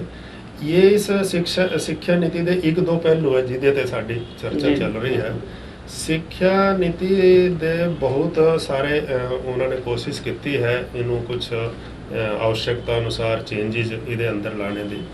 ਜਿੱਥੇ ਤੱਕ ਪ੍ਰਾਈਵੇਟ ਔਰ ਸਰਕਾਰੀ ਸਕੂਲਾਂ ਦੀ ਗੱਲ ਹੈ ਤਾਂ ਇਹਦਾ ਇਹ ਹੈ ਕਿ ਅੱਜ ਸਾਡੇ ਤੁਸੀਂ ਬਰਾਬਰ ਕਰਨੇ ਦੀ ਗੱਲ ਕਰਦੇ, ਲੇਕਿਨ ਪੇਰੈਂਟਸ ਅੱਜ ਸਭ ਤੋਂ ਵੱਡੀ ਜਿਹੜੀ ਚੈਲੰਜ ਹੈ ਉਹ ਤਾਂ ਪੇਰੈਂਟਸ ਦੀ ਲਾਈਕਿੰਗ ਕਿ ਤੁਸੀਂ ਜਿੰਨਾ ਮਰਜ਼ੀ ਉਹ ਕਰੋ ਪ੍ਰਾਈਵੇਟ ਸਕੂਲਾਂ ਨੂੰ ਹੀ ਪ੍ਰੈਫਰ ਅਗਰ ਕਰਨਗੇ। ਇਹ ਤਾਂ ਸੁਸਾਇਟੀ ਦਾ ਜਿਹੜਾ ਡਿਫਰੈਂਸ ਆ ਗਿਆ ਨਾ ਜੀ, ਉਹ ਰੀਜ਼ਨ ਉਹਦਾ ਸੁਸਾਇਟੀ ਹੈ। ਇਸ ਲਈ ਦਾ ਇਲਾਜ ਹੈ ਸਰਕਾਰੀ ਸਕੂਲਾਂ ਦੀ ਸਿਹਤ ਠੀਕ ਕਰਨੀ, ਪ੍ਰਾਈਵੇਟ ਸਕੂਲਾਂ ਦੀ ਆਲੋਚਨਾ ਜਾਂ ਉਹ ਕਰਨਾ ਜਾਂ ਇਹਦਾ ਸੋਲੂਸ਼ਨ ਨਹੀਂ ਹੈ। ਕਿਉਂਕਿ ਪੇਰੈਂਟਸ ਤੁਹਾਡੀ ਕੋਈ ਨਹੀਂ ਸੁਣਦਾ, ਜੋ ਉਹਦੇ ਮਨ 'ਚ ਆਉਂਦਾ ਹੈ ਕਿ ਉਹ ਆਪਣੇ ਚੁਆਇਸ ਦੇ ਸਕੂਲ 'ਚ ਬੱਚੇ ਨੂੰ ਭੇਜਦਾ ਹੈ। ਕਿਉਂ ਭੇਜਦਾ ਹੈ? ਕਿਉਂਕਿ ਸਰਕਾਰੀ ਸਕੂਲ ਪਰਫਾਰਮ ਨਹੀਂ ਕਰ ਪਾ ਰਹੇ ਨੇ ਜਾਂ ਉਹਨਾਂ ਦਾ ਵਿਸ਼ਵਾਸ ਨਹੀਂ ਜਿੱਤ ਪਾ ਰਹੇ ਨੇ। ਤਾਂ ਇਸ ਨੀਤੀ ਦੇ ਅੰਦਰ ਸਰਕਾਰੀ ਸਕੂਲਾਂ ਨੂੰ ਸਟਰੈਂਥਨ ਕਰਨ ਵਾਸਤੇ ਕਿ GDP बढ़ाने ਦਾ ਵੀ ਇੱਕ ਮਕਸਦ ਇਹੀ ਹੁੰਦਾ ਕਿ ਅੱਜ ਸਰਕਾਰੀ ਸਕੂਲਾਂ 'ਚ ਇਨਫਰਾਸਟ੍ਰਕਚਰ ਤੋਂ ਲੈ ਕੇ ਔਰ ਟੀਚਰ ਟ੍ਰੇਨਿੰਗ, ਇਹਦੇ ਟੀਚਰ ਟ੍ਰੇਨਿੰਗ ਦੇ ਉੱਤੇ ਬਹੁਤ ਜ਼ਿਆਦਾ ਜ਼ੋਰ ਦਿੱਤਾ ਗਿਆ ਹੈ। तो कुल मिला के सरकारी स्कूल ठीक होणगे, मजबूत होणगे, पेरेंट्स ਦਾ ਵਿਸ਼ਵਾਸ ਉਹਨਾਂ ਦੇ ਉੱਤੇ ਆਏਗਾ। ਤੁਹਾਡਾ ਮਤਲਬ ਇਹ ਹੈ ਕਿ ਜਿਹੜੀ ਸਿੱਖਿਆ ਨੀਤੀ ਆਈ ਹੈ, ਤੁਹਾਡਾ ਮਤਲਬ ਹੈ ਕਿ ਸਿੱਖਿਆ ਨੀਤੀ ਜਿਹੜੀ ਹੈ, ਮੈਂ ਤੁਹਾਨੂੰ ਇਹਦੀ ਇੱਕ ਐਗਜ਼ਾਮਪਲ ਦਿੰਦਾ ਹਾਂ। ਜਿਹੜੀ ਤੁਸੀਂ ਗੱਲ ਕਰ ਰਹੇ ਹੋ ਉਹ ਪ੍ਰੈਕਟੀਕਲ ਹੋ ਰਹੀ ਹੈ। ਉਹ ਇਸ ਤਰ੍ਹਾਂ ਰਹੀ ਹੈ ਕਿ ਦਿੱਲੀ ਦੇ ਵਿੱਚ ਜਿਹੜੇ ਸਰਕਾਰੀ ਸਕੂਲ ਹੈ ਉਹਨਾਂ ਦੇ ਰਿਜ਼ਲਟ ਪ੍ਰਾਈਵੇਟਾਂ ਨਾਲੋਂ ਬੈਟਰ ਹੈ। ਹਾਂਜੀ हाँ, ये पीछे आया अखबारों में आया है, वो फैक्ट है। इसीलिए जिस तरह होर ਇਹਦੇ ਉੱਤੇ ਅਸੀਂ ਜ਼ੋਰ ਦਵਾਂਗੇ ਨਾ ਸਕੂਲਾਂ ਨੂੰ ਠੀਕ ਕਰਾਂਗੇ। ਦਿੱਲੀ ਦੇ ਵਿੱਚ ਲੋਕ ਪ੍ਰਾਈਵੇਟ ਸਕੂਲਾਂ ਨੂੰ ਛੱਡ ਕੇ ਗਵਰਨਮੈਂਟ ਸਕੂਲਾਂ ਦੇ ਵਿੱਚ ਆ ਰਹੇ ਆ। ਠੀਕ ਹੈ, ਇਹ ਉੱਥੇ ਦਾ ਫੈਕਟ ਹੈ। ਉਹਨਾਂ ਨੇ ਆਪਣਾ ਸਕੂਲਾਂ ਦਾ ਇੰਤਜ਼ਾਮ ਫਿਰ ਜਿਹੜਾ ਵਿਜੇ ਜੀ ਕਹਿ ਰਹੇ ਆ ਕਿ ਇਹ ਹੋਣਾ ਚਾਹੀਦਾ, ਇਹਦਾ ਮਤਲਬ ਇਹ ਸੰਭਵ ਹੈ, ਸੰਭਵ ਹੈ, ਪੋਸਿਬਿਲਿਟੀ ਹੈ। ਅਗਰ ਗਵਰਨਮੈਂਟ ਚਾਹੇ ਤਾਂ ਪੋਸਿਬਿਲਿਟੀ ਹੈ। ਜਿਸ ਤਰ੍ਹਾਂ ਮੈਂ ਨਿਵੇਦਨ ਕੀਤਾ ਹੈ ਕਿ ਸਰਕਾਰ ਨੇ GDP बढ़ा ਕੇ ਇਹਨਾਂ ਸਰਕਾਰੀ ਸਕੂਲਾਂ ਦੀ ਸਿਹਤ ਠੀਕ ਕਰਨਾ, teacher training work culture create ਕਰਨਾ, ਔਰ ਤਾਂ ਕਿ ਪੇਰੈਂਟਸ ਜਿਹੜੇ ਹੈ ਉਹਨਾਂ ਦਾ ਸਰਕਾਰੀ ਸਕੂਲਾਂ ਦੇ ਉੱਤੇ ਵਿਸ਼ਵਾਸ ਵਧੇ, ਤਾਂ ਕਿ ਉਹ ਪ੍ਰਾਈਵੇਟ ਸਕੂਲਾਂ 'ਚ ਸਰਕਾਰ ਤਾਂ ਨਹੀਂ ਕਹਿੰਦੀ ਵੀ ਤੁਸੀਂ ਲੈ ਕੇ ਜਾਓ, ਪੇਰੈਂਟਸ ਖੁਦ ਜਾਂਦੇ ਨੇ। ਕਿਉਂ ਜਾਂਦੇ ਨੇ? ਉਹਨਾਂ ਨੂੰ ਉਹਨਾਂ ਸਕੂਲਾਂ 'ਚ ਜ਼ਿਆਦਾ ਕੁਝ ਬੱਚਿਆਂ ਵਾਸਤੇ ਅੱਛਾ ਭਵਿੱਖ ਦਿਖਾਈ ਦਿੰਦਾ ਹੈ। ਜਿਸ ਦਿਨ ਇਹ ਸਰਕਾਰੀ ਸਕੂਲਾਂ 'ਚ ਲੋਕਾਂ ਨੂੰ ਦਿਖਣਾ ਸ਼ੁਰੂ ਹੋ ਜਾਏਗਾ, ਉਹ ਆਪਣੇ ਆਪ ਹੀ ਐਕਸਪਲੋਇਟੇਸ਼ਨ ਤੋਂ ਬੱਚੇ। ਤੁਹਾਡੇ ਕਹਿਣ ਦਾ ਮਤਲਬ ਤੁਸੀਂ ਨੀਤੀ ਦੀ ਗੱਲ ਕਰ ਰਹੇ ਸੀ ਕਿ ਮੁਲਕ ਦੇ ਜਿਹੜੀ ਵਿਕਾਸ ਹੈ, ਮੁਲਕ ਦਾ ਜਿਹੜਾ ਇਤਿਹਾਸ ਹੈ, ਮੁਲਕ ਦੀ ਜਿਹੜੇ ਜਿਸ ਕਿਸਮ ਦਾ ਬੱਚਿਆਂ ਨੂੰ ਪੜ੍ਹਾਏ ਜਾਣ ਦੀ ਤਕਨੀਕਸ ਚਾਹੀਦੀਆਂ, ਇਹ ਵੀ ਇਹਦੇ ਅਹਿਮ ਪਹਿਲੂ ਹੈ ਤੁਹਾਡੇ ਜਿਹੜੇ ਤੁਸੀਂ ਕਰ। ਪਰ ਮੈਂ ਇੱਕ ਗੱਲ ਹੋਰ ਕਰਨੀ ਚਾਹੁੰਦਾ ਡਾਕਟਰ ਸਾਹਿਬ, ਜਿਸ ਤਰ੍ਹਾਂ ਸਰਕਾਰ ਨੇ ਹੁਣ ਇਹ ਕੀਤਾ ਕਿ ਟੈਕਨੀਕਲ ਬੋਰਡ ਵੀ ਖਤਮ ਕਰਤਾ, ਉਸ ਵੀ ਕਰਕੇ ਸਰਕਾਰ ਹਰ ਚੀਜ਼ ਦਾ ਜਿਹੜਾ ਹੈ ਉਹ ਕੇਂਦਰੀਕਰਨ ਕਰਨ ਦੀ ਕੋਸ਼ਿਸ਼ ਕਰ ਰਹੀ ਹੈ। ਲੱਗਾ ਸੀਗਾ ਇਹਦੇ ਉੱਤੇ ਤੁਹਾਡਾ ਕੀ? ਇੱਕ ਪਾਸੇ ਤਾਂ ਅਸੀਂ ਕਹਿੰਦੇ ਆ ਡੀਸੈਂਟਰਲਾਈਜ਼ ਕਰੋ। ਇਹ ਜਿਹੜਾ ਸਾਰਾ ਸਿਸਟਮ ਆ ਰਿਹਾ ਜੋ ਇਹ ਸੈਂਟਰਲਾਈਜ਼ਡ ਹੈ, ਕਿਉਂਕਿ UGC ਖਤਮ, AICT ਖਤਮ, CET ਖਤਮ, ਤੇ ਉਹਦੇ ਥਾਂ ਇੱਕ ਮਿਨਿਸਟਰੀ ਜਿਹੜੀ ਉਹ ਬਣੇਗੀ। ਪਰ ਇੱਕ ਵੱਡੀ ਗੱਲ ਹੈ ਕਿ ਮਿਨਿਸਟਰੀ ਵੀ ਬਣਾਈ ਨਾ ਜੀ ਉਹਨਾਂ ਨੇ। ਅੱਜ ਤੱਕ ਐਜੂਕੇਸ਼ਨ ਮਿਨਿਸਟਰੀ ਨਹੀਂ ਸੀ ਹੈਗੀ, ਉਹਨੂੰ ਸੁਤੰਤਰ ਕਰ ਦਿੱਤੀ। ਉਹਦਾ ਹਿਊਮਨ ਰਿਸੋਰਸ ਡਿਵੈਲਪਮੈਂਟ ਵਾਲੀ ਸੀਗੀ ਉਹ। ਮਸਲਾ ਇਹ ਹੈ ਕਿ ਇਹਨਾਂ ਨੇ ਜਿਹੜੀ ਗੱਲ ਕੀਤੀ ਆ, ਦੇਖੋ ਸਰਕਾਰ ਕੋ ਅਗਰ ਉਹਦੀ ਮੈਨੂੰ ਹੁਣ ਪਤਾ ਨਹੀਂ, ਕਿਉਂਕਿ ਮੈਂ ਆਈ ਵਾਜ਼ ਨਾਟ ਇਨ ਦੀ ਗਵਰਨਮੈਂਟ, ਜਾਂ 6 ਸਾਲ ਤੋਂ ਤਾਂ BJP ਦੀ ਗਵਰਨਮੈਂਟ ਹੈ ਨਾ ਹਿੰਦੁਸਤਾਨ 'ਚ। ਹਾਂਜੀ ਹਾਂਜੀ, ਇਹ ਪਾਲਿਸੀ ਪਹਿਲਾਂ ਵੀ ਹੋਏਗੀ ਕਿ ਤੁਸੀਂ 6 ਸਾਲ ਕਰਦੇ ਕੀ ਰਹੇ ਹੋ। ਜੇ ਇਹੋ ਜਿਹੀ ਚੀਜ਼ ਲਿਆਉਣੀ ਆ ਤਾਂ ਤੁਸੀਂ ਇਹਦਾ ਗਰਾਊਂਡ ਪਹਿਲਾਂ ਤਿਆਰ ਕਰੋ। ਠੀਕ ਹੈ, ਲੋਕਾਂ ਦੇ ਵਿੱਚ ਡਾਇਰੈਕਟਲੀ ਜਾਂ ਇਨਡਾਇਰੈਕਟਲੀ, ਨੋਇੰਗਲੀ ਅਨਨੋਇੰਗਲੀ ਇਹ ਚੀਜ਼ ਲੋਕਾਂ ਵਿੱਚ ਪ੍ਰੋਪੇਗੇਟ ਕਰੋ ਆਪਣਾ ਆਈਡੀਆ ਪਰ ਜਿਹੜਾ ਜਦੋਂ ਅਸੀਂ ਇੱਕ ਮੁਲਕ ਦੀ ਗੱਲ ਕਰਦੇ ਹਾਂ ਨਾ ਜੀ, ਮੈਂ ਸਾਰੇ ਮੁਲਕ ਦੀ ਗੱਲ ਕਰ ਜਦੋਂ ਅਸੀਂ ਇੱਕ ਮੁਲਕ ਦੀ ਗੱਲ ਕਰਦੇ ਹਾਂ ਤੇ ਫਿਰ ਜਿਹੜੀ ਸਿੱਖਿਆ ਦੀ ਨੀਤੀ ਹੈ ਉਹ ਅਗਰ ਕੇਂਦਰੀਕ੍ਰਿਤ ਹੋ ਵੀ ਜਾਂਦੀ ਹੈ ਉਹ ਗੱਲ ਇਸ ਤਰ੍ਹਾਂ ਇਹਦੇ 'ਚ ਕੀ ਸੰਘੀ ਢਾਂਚੇ ਨੂੰ ਮੈਂ ਜਿਹੜਾ ਪਹਿਲੀ ਖਤਰਾ ਗੱਲ ਹੈ, ਕਹੀ ਸੰਘੀ ਢਾਂਚੇ ਨੂੰ ਖਤਰਾ ਕਿੱਦਾਂ ਹੈ? ਕਾਮਨ ਤਾਂ ਹੋਣਗੇ ਚੀਜ਼ਾਂ, ਮੈਨੂੰ ਕਾਮਨ ਤਾਂ ਹੋਣਗੀਆਂ, ਲੇਕਿਨ ਤੁਸੀਂ ਇੱਕ ਮੁਲਕ ਦੇ ਕਹਿਣ ਦੇ ਵਿੱਚ ਜਿਹੜਾ ਉਹਦਾ ਮੁਲਕ ਦੇ ਵਿੱਚ ਬਣ ਦੀ ਲੱਕੜੀ ਵਾਲੀ ਗੱਲ ਕੀਤੀ ਸੀ ਆਪਾਂ, ਹਾਂਜੀ ਹਾਂਜੀ ਉਹ ਜਿਹੜੀ ਹੈਗੀ ਆ ਉਹ ਡਾਇਵਰਸਿਫਿਕੇਸ਼ਨ ਵੀ ਤਾਂ ਹੈ ਨਾ। ਇੱਕ ਮੁਲਕ ਕਹਿਣਾ ਹੋਰ ਚੀਜ਼ ਆ, ਉਹਦਾ ਮੁਲਕ ਦੇ ਅੰਦਰ ਕੀ ਕੁਛ ਆ ਉਹ ਸਮਝਣਾ ਹੋਰ ਚੀਜ਼ ਆ। ਇਸ ਵਾਸਤੇ ਦੋਨੋਂ ਗੱਲਾਂ ਸਾਨੂੰ ਨਿਗਾਹ 'ਚ ਰੱਖਣੀਆਂ ਚਾਹੀਦੀਆਂ ਸੀਗੀਆਂ, ਡਾਇਵਰਸਿਫਿਕੇਸ਼ਨ ਵੀ ਔਰ ਯੂਨਿਟੀ ਵੀ।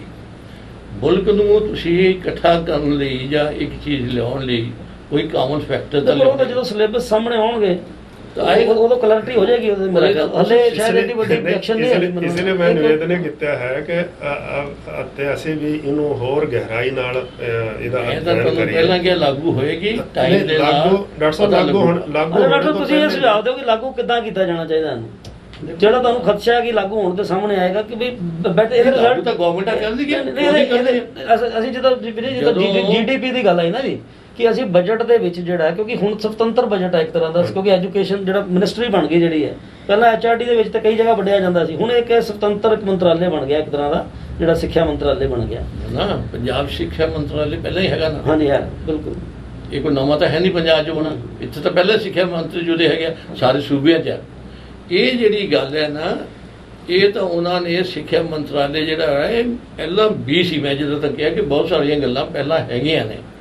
ਇਹਨਾਂ ਦੇ ਵਿੱਚ ਸਵਾਲ ਇਹ ਆ ਵੀ ਹੁਣ ਤੁਸੀਂ ਲਾਗੂ ਕਰਨਾ ਜਿਹੜਾ ਆ ਉਹ ਕਰਨਾ ਤਾਂ ਸਟੇਟ ਗਵਰਨਮੈਂਟਾਂ ਨੇ। ਹਾਂਜੀ ਉਹ ਸਟੇਟ ਗਵਰਨਮੈਂਟ ਦੇ ਵਿੱਚ ਕਿੱਦਾਂ ਤੁਸੀਂ ਲਾਗੂ ਕਰਵਾਉਣਾ ਆ, ਕੀ ਇਨਸੈਂਟਿਵ ਦੇਣਾ ਉਹਨਾਂ ਨੂੰ, ਹਾਂਜੀ ਉਹਦੇ ਨਾਲ ਹੀ ਪਤਾ ਲੱਗੂਗਾ। ਮੈਂ ਉਹੀ ਗੱਲ ਕਰਨ ਜਾ ਰਿਹਾ, ਜਦੋਂ ਅਸੀਂ ਜੀਡੀਪੀ ਦੀ ਗੱਲ ਕਰਦੇ ਹਾਂ ਕਿ ਇਹਦੇ ਬਜਟ ਦੇ ਵਿੱਚ ਜਿਹੜੀ ਹੈ 4.34 ਤੋਂ 6 ਉਹਨਾਂ ਨੇ ਕਰ ਦਿੱਤੀ ਹੈ, ਕਿ ਜਿਸ ਵੇਲੇ ਜਦੋਂ ਜਿਹੜੀ ਕੇਂਦਰ ਦੀ ਸਰਕਾਰ ਹੈ ਉਹ ਮੁਲਕ ਨੂੰ ਇੱਕ ਰੂਪ 'ਚ ਦੇਖ ਕੇ ਉਹਨੇ ਨੀਤੀ ਮੈਂ ਬਣਾਈ। ਤਾਂ ਇਹਦਾ 6% ਵਾਲੀ ਗੱਲ ਹੈ, ਤੁਸੀਂ ਹਿਸਟਰੀ ਪੜ੍ਹੋ ਐਜੂਕੇਸ਼ਨ ਦੀ, ਇਹ ਤਾਂ ਬਹੁਤ ਸਾਲਾਂ ਤੋਂ ਚੱਲੇ ਆ ਰਿਹਾ। 6 ਕਦੇ ਮੇਰਾ ਇਹਦੇ ਤੇ ਇਹ ਸਵਾਲ ਹੈ ਵੀ 6 ਜਿੱਦਾਂ ਦਾ ਸੁਪਨਾ ਜਿਹੜਾ ਹੈ, ਜਿੱਦਾਂ ਤੁਸੀਂ ਹੁਣੇ ਆਪਾਂ ਗੱਲ ਕਰ ਰਹੇ ਸੀ ਕਿ ਸਰਕਾਰੀ ਸਕੂਲਾਂ ਦੀ ਉਹ ਵਧਾਈ ਜਾਵੇ, ਉਹ ਸਟੇਟ ਦਾ ਸਬਜੈਕਟ ਹੈ। ਜਿਹੜੇ ਸਰਕਾਰੀ ਸਕੂਲ ਨੇ ਜਿਹੜੇ ਸਟੇਟਾਂ 'ਚ ਚੱਲਦੇ ਨੇ, ਅੱਛਾ ਸਰਕਾਰਾਂ ਸਟੇਟਾਂ ਦੇ ਵੀ ਆਪਣੇ ਉਨੇ ਕੁ ਸਾਧਨ ਹੈ, ਤੇ ਫਿਰ ਕੀ ਸੈਂਟਰ ਜਿਹੜਾ ਹੈ, ਕੁਝ ਇੱਕ ਪਾਸੇ ਤਾਂ ਯੂਨੀਵਰਸਿਟੀ ਗ੍ਰਾਂਟ ਕਮਿਸ਼ਨ ਖਤਮ ਹੋ ਰਿਹਾ, ਦੂਸਰੇ ਪਾਸੇ ਜੇ ਸਕੂਲਾਂ ਦਾ ਸਤਰ ਓਡਾ ਉੱਚਾ ਚੁੱਕਣਾ ਤੇ ਫਿਰ ਕੀ ਕੇਂਦਰ ਸਰਕਾਰ ਜਿਹੜੀ ਹੈ ਇੰਨੇ % ਜਿਹੜੀ ਵਧਾ ਕੇ ਬਜਟ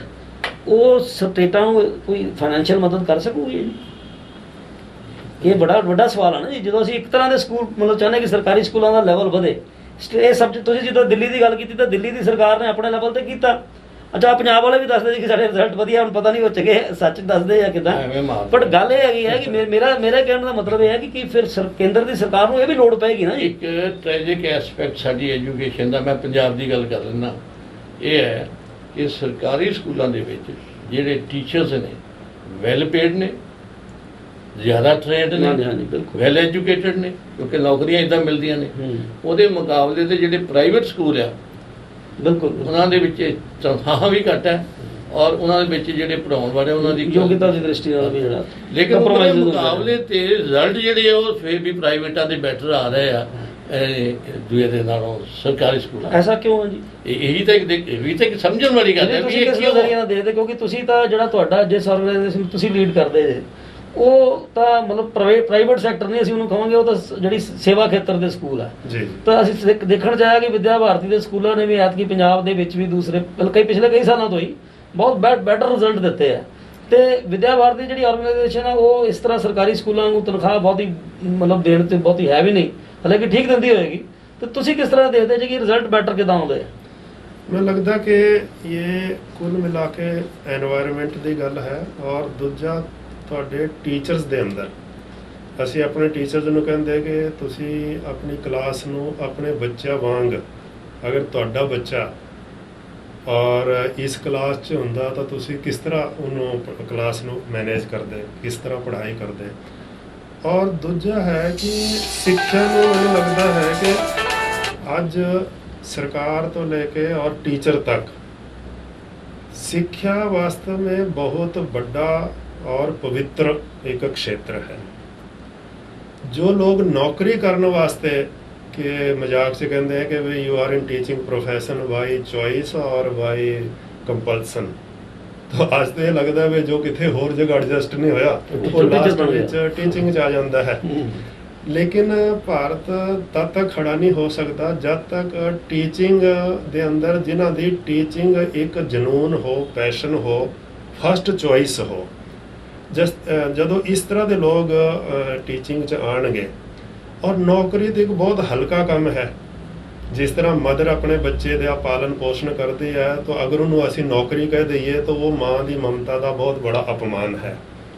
ਇਸੇ ਤਰ੍ਹਾਂ ਟੀਚਰ ਨੂੰ ਸਮਾਜ ਵੀ ਨੌਕਰ ਸਮਝੇ ਜਾਂ ਟੀਚਰ ਖੁਦ ਨੂੰ ਵੀ ਨੌਕਰ ਸਮਝੇ, ਤਾਂ ਮੈਂ ਸਮਝਦਾ ਕਿ ਉਹਦੇ ਨਾਲ ਜਸਟਿਸ ਨਹੀਂ ਕਰ ਸਕਦਾ ਸਿੱਖਿਆ ਦੇ ਨਾਲ। ਇਸ ਲਈ ਵਿਦਿਆ ਭਾਰਤੀ ਦੇ ਅੰਦਰ ਅਸੀਂ ਟੀਚਰਸ ਨੂੰ ਇਸ ਤਰ੍ਹਾਂ ਮੋਟੀਵੇਟ ਕਰਨ ਦੀ ਕੋਸ਼ਿਸ਼ ਕਰਦੇ ਹਾਂ ਕਿ ਅਸੀਂ ਕੇਵਲ ਨੌਕਰੀ ਕਰਨ ਵਾਸਤੇ ਨਹੀਂ ਆਏ ਹਾਂ। ਸਾਡੇ ਹੱਥੋਂ ਨਏ ਭਾਰਤ ਦਾ ਨਿਰਮਾਣ ਹੋਣੇ ਜਾ ਰਿਹਾ ਹੈ। ਸਾਡੇ ਉਂਗਲੀ ਪਕੜ ਕਰ ਨया ਭਾਰਤ ਇਹ ਭਾਵਨਾ ਤੁਸੀਂ ਪੈਦਾ ਕਰਦੇ ਜੀ ਉਹਨਾਂ ਦੇ ਵਿੱਚ, ਉਹਦਾ ਪਰਿਣਾਮ ਪ੍ਰੈਕਟੀਕਲ ਵੀ ਉਹਨਾਂ ਨੂੰ ਫਿਰ ਇਹ ਦੱਸਦੇ ਜੀ। ਸੋ ਇਹ ਗੱਲ ਤਾਂ ਵੈਸੇ ਸਾਰੀ ਜਿਹੜੀ ਹੈ ਸੁਸਾਇਟੀ ਦੇ ਸਾਰੇ ਗੱਲਾਂ ਦੇ ਉੱਤੇ ਲਾਗੂ ਹੁੰਦੀ ਹੈ। ਇਹਦੀ ਇੱਕ ਗੱਲ ਦੱਸਣੀ ਨਾਲ, ਮੈਂ ਅਲਾਉਲਪੁਰ ਮੇਰੀ ਸਾਰੀ ਐਜੂਕੇਸ਼ਨ ਆਰੀਆ ਸਕੂਲ ਦੀ ਹੈ। ਪਾਕਿਸਤਾਨ 'ਚ ਵੀ ਮੈਂ ਆਰੀਆ ਸਕੂਲ 'ਚ ਪੜ੍ਹਦਾ ਸੀ, ਇੱਥੇ ਆ ਕੇ ਵੀ ਰੱਬ ਸੁਭੀ ਆਰੀਆ ਸਕੂਲ 'ਚ। ਅਲਾਉਲਪੁਰ ਮੈਂ ਇਹ ਯਾਦ ਕਰਦਾ ਕਿ ਜਿਹੜੇ ਸਾਡੇ ਉਸ ਵੇਲੇ ਟੀਚਰ, ਮੈਂ 1950-51 ਦੀ ਗੱਲ ਕਰ ਰਿਹਾ, ਹਾਂਜੀ, ਜਿਹੜੇ ਉਸ ਵੇਲੇ ਟੀਚਰ ਸੀਗੇ ਆਰੀਆ ਸਕੂਲ ਸੀ ਉਹ, ਲੇਕਿਨ ਉਹ ਇੰਨੇ ਡੈਡੀਕੇਟਡ ਸੀਗੇ, ਇੰਨੇ ਮਤਲਬ ਮੇਰਾ ਹੈਡਮਾਸਟਰ ਗੰਡਾਰੀ ਲਾਲ ਸੀ। ਉਹਨੂੰ ਕਿੱਥੋਂ ਸ਼ੱਕ ਪੈ ਗਿਆ ਕਿ ਮੇਰੇ 'ਚ ਕੋਈ ਪ੍ਰੋਬਲਮ ਹੈ, ਔਰ 3 ਸੈਕਸ਼ਨ ਸੀ, ਇੱਕ ਨਹੀਂ ਵੀ ਇੱਕ ਸੈਕਸ਼ਨ ਸੀ, 10ਵੀਂ ਦੇ 3 ਸੈਕਸ਼ਨ ਸੀ। ਉਹਨੂੰ ਇਹ ਸ਼ੱਕ ਪੈ ਗਿਆ ਕਿ ਇਹ ਕੋਈ ਦੇ ਘਰ 'ਚ ਪ੍ਰੋਬਲਮ ਹੈ ਜਾਂ ਕੀ ਗੱਲ ਹੈ, ਇਹ ਇਸ ਤਰ੍ਹਾਂ ਕਿਉਂ ਹੋ ਰਿਹਾ, ਇਹਦਾ ਬਿਹੇਵੀਅਰ ਜਿਹੜਾ ਚੇਂਜ ਆ ਰਿਹਾ। ਉਸ ਬੰਦੇ ਨੇ ਮੈਨੂੰ ਬੁਲਾ ਕੇ ਕਿਹਾ ਕਿ ਬਿਸਤਰਾ ਚੱਕ ਕੇ ਮੇਰੇ ਘਰ ਆ ਜਾ, ਇੱਥੇ ਆ ਕੇ ਸਹਿ ਰਹਿਣਾ। ਪਹਿਲੇ ਇਹ ਜਿਹੜਾ ਗੁਰੂ ਚੇਲੇ ਦਾ ਰਿਲੇਸ਼ਨ ਦੀ ਆਪਾਂ ਗੱਲ ਕਰਦੇ ਹਾਂ, ਪਹਿਲਾਂ ਉਹ ਸੀ ਹਾਲਾਂਕਿ ਅਲਾਉਲਪੁਰ 'ਚ ਮੈਂ ਰਹਿੰਦਾ ਸੀ, ਵਿਜੇ ਜਿਹੜਾ ਤੁਸੀਂ ਗੱਲ ਕਰ ਰਹੇ, ਇਟ ਮੀਨਸ ਕਿ ਜਿਹੜੀ ਡਾਕਟਰ ਸਾਹਿਬ ਤੁਸੀਂ ਵੀ ਇਹ ਗੱਲ ਛੇੜਨ ਲੱਗੇ ਸੀ ਵੀ ਜਿਸ ਤਰ੍ਹਾਂ ਇਹਨਾਂ ਨੇ ਨੀਤੀ 'ਚ ਤੁਸੀਂ ਵੀ ਪੜ੍ਹਿਆ, ਇਹਨਾਂ ਨੇ ਵੀ ਪੜ੍ਹਿਆ, ਬਈ ਇਹਦੇ ਵਿੱਚ ਟੀਚਰ ਟ੍ਰੇਨਿੰਗ ਦਾ ਵੀ ਇੱਕ ਜਿਹੜਾ ਬਦਲਾਅ ਵੱਡੇ ਲੈਵਲ ਤੇ ਲਿਆਂਦਾ ਗਿਆ। ਇਹਦਾ ਮਤਲਬ ਇਹ ਹੈ ਨਾ ਜੀ, ਕਿਉਂਕਿ ਟੀਚਰ ਟ੍ਰੇਨਿੰਗ ਤਾਂ ਪਹਿਲਾਂ ਵੀ ਹੁੰਦੀ ਹੈ, ਬੀਐਡ ਸਾਡੇ ਹੁੰਦੀ ਹੈ। ਸੋ ਮਤਲਬ ਇਹਦੇ ਵਿੱਚ ਜਿਹੜੇ ਵੱਡੇ ਬਦਲਾਅ ਕੋਈ ਇਸ ਕਿਸਮ ਦੇ ਆ ਰਹੇ ਆ ਜਿਹੜੇ ਤੁਸੀਂ ਗੱਲ ਕੀਤੀ। ਹਾਂ, ਜਿਹੜੀ ਗੱਲ ਕਰਦੇ ਹੋ, ਇਹ ਟੀਚਰ ਜਦੋਂ ਮੈਂ ਬੀਟੀ ਕੀਤੀ ਆ ਔਰ ਮੈਂ ਬੇਸਿਕ ਕੀਤੀ ਆ, ਇਹ ਗੱਲਾਂ ਸਾਰੀਆਂ ਉਦੋਂ ਵੀ ਸਾਨੂੰ ਦੱਸੀਆਂ ਜਾ ਰਹੀਆਂ ਸੀ। ਸੋ ਇਸ ਤਰ੍ਹਾਂ ਹੈ ਵਿਜੇ ਜੀ ਕਿ ਕਿਉਂਕਿ ਸਮੇਂ ਜਿਹੜਾ ਹੈ ਇਹ ਸਾਡਾ ਸੀਮਿਤ ਪ੍ਰੋਗਰਾਮ ਹੈ, ਔਰ ਜਿੱਦਾਂ ਤੁਸੀਂ ਗੱਲ ਕੀਤੀ ਕਿ ਹਲੇ ਅਸੀਂ ਇਹਦੇ ਪੂਰੇ ਫੁੱਲ ਮੈਚੁਰ ਹੋਣ ਤੋਂ ਪਹਿਲਾਂ ਦੀ ਜਿਹੜੀ ਹੈਗੀ ਲੋਕ ਪੜ੍ਹ ਲੈਣ ਨੂੰ ਹਲੇ ਅੱਛੀ ਤਰ੍ਹਾਂ। ਸੋ ਆਪਾਂ ਇੱਕ ਲਾਈਨ ਦੇ ਵਿੱਚ ਦੱਸੀਏ ਕਿ ਤੁਸੀਂ ਕੀ ਆਸ ਕਰਦੇ ਜੀ ਡਾਕਟਰ ਸਾਹਿਬ ਇਸ ਜਿਹੜੀ ਨੀਤੀ? ਨਹੀਂ, ਮੈਂ ਤਾਂ ਹੋਪਫੁਲ ਹੈ ਕਿ ਜਦ ਗਵਰਨਮੈਂਟ ਡਿਟਰਮਿੰਡ ਹੋਵੇ ਔਰ ਵਿਦ ਗੁੱਡ ਇੰਟੈਂਸ਼ਨ ਹੋਵੇ ਤਾਂ ਚੀਜ਼ ਤਾਂ ਚੱਲੇਗੀ। ਠੀਕ ਹੈ, ਚੱਲਣ ਦੇ ਵਿੱਚ ਕਿੰਨੇ ਯਾਨੀ ਤੁਹਾਨੂੰ ਅੜਚਣਾ ਪੈਦਾ ਹੁੰਦੀਆਂ, ਕਿਹੜੀਆਂ ਤਕਲੀਫਾਂ ਆਉਂਦੀਆਂ, ਉਹਨਾਂ ਨੂੰ ਤੁਸੀਂ ਕਿੱਦਾਂ ਹੱਲ ਕਰਨਾ। ਤੁਹਾਡਾ ਮਕਸਦ ਹੈ ਕਿ ਇਹਦੀ ਇੰਪਲੀਮੈਂਟੇਸ਼ਨ ਬਹੁਤ ਅੱਛੀ ਤਰੀਕੇ ਨਾਲ ਹੋਣੀ ਚਾਹੀਦੀ ਹੈ, ਤਾਂ ਫਿਰ ਇਹਦੇ ਰਿਜ਼ਲਟ ਬੈਟਰ ਆਉਣਗੇ, ਨੈਚੁਰਲੀ ਆਉਣਗੇ। ਵਿਜੇ ਜੀ ਤੁਸੀਂ ਕੀ ਕਹਿਣਾ ਚਾਹੋਗੇ? ਇੱਕ ਜਿਹੜੇ ਫੌਰੀ ਤੌਰ ਤੇ ਖਦਸ਼ੇ ਆ ਗਏ ਆ, ਜਿੱਦਾਂ ਤੁਸੀਂ ਹੁਣੇ ਕਿਹਾ ਕਿ ਪੜ੍ਹੀ ਕਿਸੇ ਨੇ ਨਹੀਂ ਹੈਗੀ, ਤਾਂ ਤੁਸੀਂ ਇਹਨੂੰ ਕਿਸ ਤਰ੍ਹਾਂ ਕਰਦੇ ਜੇ? ਵੀ ਉਹਨਾਂ ਲੋਕਾਂ ਨੂੰ ਵੀ ਕੀ ਸੰਦੇਸ਼ ਦੇਣਾ ਚਾਹੁੰਦੇ? ਮੇਰਾ ਦੁਬਾਰਾ ਇਹ ਨਿਵੇਦਨ ਹੈ ਸਭਨਾਂ ਨੂੰ ਕਿ ਸਿੱਖਿਆ ਨੂੰ ਸਾਨੂੰ ਰਾਜਨੀਤੀ ਸਾਧਨ ਦਾ ਹੱਥਕੰਡਾ ਹਥਿਆਰ ਨਹੀਂ ਬਣਾਉਣਾ ਚਾਹੀਦਾ। ਸਿੱਖਿਆ ਇੱਕ ਬਹੁਤ ਪਵਿੱਤਰ ਔਰ ਮਹੱਤਵਪੂਰਨ ਏਰੀਆ ਹੈ, ਔਰ ਇਹਦੇ ਬਾਰੇ ਕੁਝ ਵੀ ਕਮੈਂਟਸ ਕਰਨੇ ਤੋਂ ਪਹਿਲੇ ਸਾਨੂੰ ਇਹਦਾ ਅਧਿਐਨ ਕਰਨਾ ਚਾਹੀਦਾ।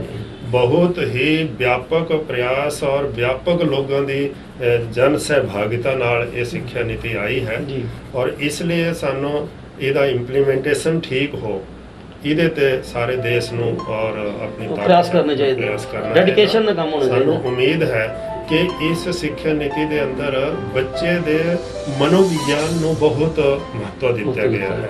ਇਸ ਲਈ ਜਿਹੜਾ ਇਹ ECCR ਜਿਹੜੇ ਅਰਲੀ ਚਾਈਲਡਹੁੱਡ ਕੇਅਰ ਵਾਲੀ ਗੱਲ ਕੀਤੀ ਹੈ, ਪ੍ਰੀ ਪ੍ਰਾਇਮਰੀ 5 ਕਹਿਣਾ ਮਤਲਬ ਕਿ ਅਨੇਕ ਸਿੱਖਿਆਵਿਦਾਂ ਨੇ, ਦਾਰਸ਼ਨਿਕਾਂ ਨੇ ਇਹਦੇ ਉੱਤੇ ਬਹੁਤ ਹੀ ਇਮਾਨਦਾਰੀ ਨਾਲ ਕੰਮ ਕੀਤਾ ਹੈ, ਔਰ ਇਹਦਾ ਬਹੁਤ ਅੱਛੇ परिणाम ਆਉਣ ਦੀ ਉਮੀਦ ਹੈ। ਇਸੇ ਉਮੀਦ ਦੇ ਨਾਲ ਸੋ ਪਿਆਰੇ ਦਰਸ਼ਕੋ, ਇਹ ਕਿਉਂਕਿ ਵਿਸ਼ੇ ਬਹੁਤ ਵੱਡਾ ਹੈ ਔਰ ਇਹਦੇ ਉੱਤੇ ਜਿਹੜੀ ਡਿਸਕਸ਼ਨ ਲਈ ਬਹੁਤ ਲੰਬੇ ਟਾਈਮ ਅਸੀਂ ਹੋਰ ਵੀ ਜਿਹੜੇ ਅੱਛੇ ਸਿੱਖਿਆ ਸ਼ਾਸਤਰੀ ਦੇ ਜਿਹੜੇ ਸਿੱਖਿਆ ਖੇਤਰ 'ਚ ਕੰਮ ਕਰਦੇ ਨੇ ਗਾਂ ਤੁਹਾਡੇ ਨਾਲ ਰੂਬਰੂ ਕਰਾਉਣ ਦੀ ਕੋਸ਼ਿਸ਼ ਕਰਾਂਗੇ। ਸੋ ਅਸੀਂ ਜਿਸ ਤਰ੍ਹਾਂ ਦੋਨਾਂ ਸਾਡੇ ਮਾਹਰ ਮਹਿਮਾਨਾਂ ਨੇ ਕਿਹਾ ਵੀ ਇਹਦੇ ਵਿੱਚ ਜਿਹੜੀ ਹੈ ਸਾਰੇ ਮੁਲਕ ਨੂੰ, ਕਿਉਂਕਿ ਇਹ ਮੁਲਕ ਦਾ ਕੰਮ ਹੈ, ਮੁਲਕ ਦੇ ਸੁਧਾਰ ਲਈ ਇਹ ਜਿਹੜੀ ਕੋਸ਼ਿਸ਼ ਕੀਤੀ ਗਈ ਹੈ। ਸੋ ਅਸੀਂ ਸਾਰੇ ਲੋਕ ਜਿਹੜੇ ਆ, ਤੁਸੀਂ ਵੀ ਜਿਹੜੇ ਸਿੱਖਿਆ ਸ਼ਾਸਤਰੀ ਨੂੰ ਸਿੱਖਿਆਵਿਦ ਜਿਹੜੇ ਸੁਣ ਰਹੇ ਆ, ਸੋ ਉਹ ਵੀ ਆਪਣੇ ਆਪਣੇ ਸਤਰ ਦੇ ਉੱਤੇ ਜਿਹੜਾ ਇਹਦੇ ਨਾਲ ਅਸੀਂ ਆਸ ਕਰਦੇ ਹਾਂ ਕਿ ਜਿਹੜੀ ਇਹ ਨਵੀਂ ਸਿੱਖਿਆ ਰਾਸ਼ਟਰੀ ਸਿੱਖਿਆ ਨੀਤੀ ਤੁਸੀਂ ਜ਼ਿਕਰ ਕੀਤਾ ਹੈ, ਜਿਹੜੀ ਇਹ ਰਾਸ਼ਟਰੀ ਸਿੱਖਿਆ ਨੀਤੀ ਹੈ, ਇਹ ਇਸ ਤਰ੍ਹਾਂ ਨਾਲ ਇੰਪਲੀਮੈਂਟੇਸ਼ਨ ਇਹਦੀ ਹੋਏਗੀ ਕਿ ਵਾਕਈ ਲੱਗੇ ਕਿ ਇਹ ਪੂਰੇ ਜਿਹੜੀ ਹੈ ਮੁਲਕ ਦੀ ਇੱਕ ਨੀਤੀ ਐਸੀ ਬਣੀ ਹੈ ਜਿਹਨੇ ਮੁਲਕ ਨੂੰ ਹੋਰ ਮਜ਼ਬੂਤ ਕਰਨਾ। ਔਰ ਕਿਉਂਕਿ ਇਹਦੇ ਵਿੱਚ ਕਈ ਪਹਿਲੂ ਸਾਡੇ ਕੋਲ ਰਹਿ ਗਏ ਜਿਹੜੇ ਸਮੇਂ ਕਰਕੇ ਨਹੀਂ ਕਰ ਸਕੇ ਵੀ ਇਹ ਐਜੂਕੇਸ਼ਨ ਸਿਸਟਮ ਦੇ ਬਦਲਾਅ ਦੇ ਨਾਲ ਜਿਹੜਾ ਇਹ ਸਾਡੇ ਜਿਹੜਾ ਕਿਉਂਕਿ ਬੱਚੇ ਬਾਹਰ ਤੁਰੇ ਜਾਂਦੇ ਆ, ਇਸ ਕਿਸਮ ਦੀਆਂ ਜਿਹੜੀਆਂ ਗੱਲਾਂ ਇਹਨਾਂ ਉੱਤੇ ਕੀ ਹੈ, ਸੋ ਇਹ ਗਾਂ ਤੁਹਾਡੇ ਸਾਹਮਣੇ ਆਏਗਾ। ਤਦ ਤੱਕ ਤੁਹਾਡਾ ਬਹੁਤ ਧੰਨਵਾਦ। ਇੱਦਾਂ ਹੀ ਟਾਕਿੰਗ ਪੁਆਇੰਟ ਦੇ ਵਿੱਚ ਅਸੀਂ ਤੁਹਾਨੂੰ ਜਵਲੰਤ ਜਿਹੜੇ ਮੁੱਦੇ ਆ ਉਹ ਲੈ ਕੇ ਮਿਲਦੇ ਰਵਾਂਗੇ। ਤੁਹਾਡਾ ਬਹੁਤ ਬਹੁਤ ਸ਼ੁਕਰੀਆ ਡਾਕਟਰ ਕੌਰ, ਬਹੁਤ ਸ਼ੁਕਰੀਆ ਵਿਜੇ ਨੱਡਾ ਜੀ। ਇਸ ਤਰ੍ਹਾਂ ਹੀ ਤੁਸੀਂ ਫਿਰ ਵੀ ਸਾਡੇ ਮੁੱਦੇ ਤੇ ਸਾਨੂੰ ਸਮਾਂ ਦਿਓਗੇ। ਬਹੁਤ ਮਿਹਰਬਾਨੀ, ਸ਼ੁਕਰੀਆ।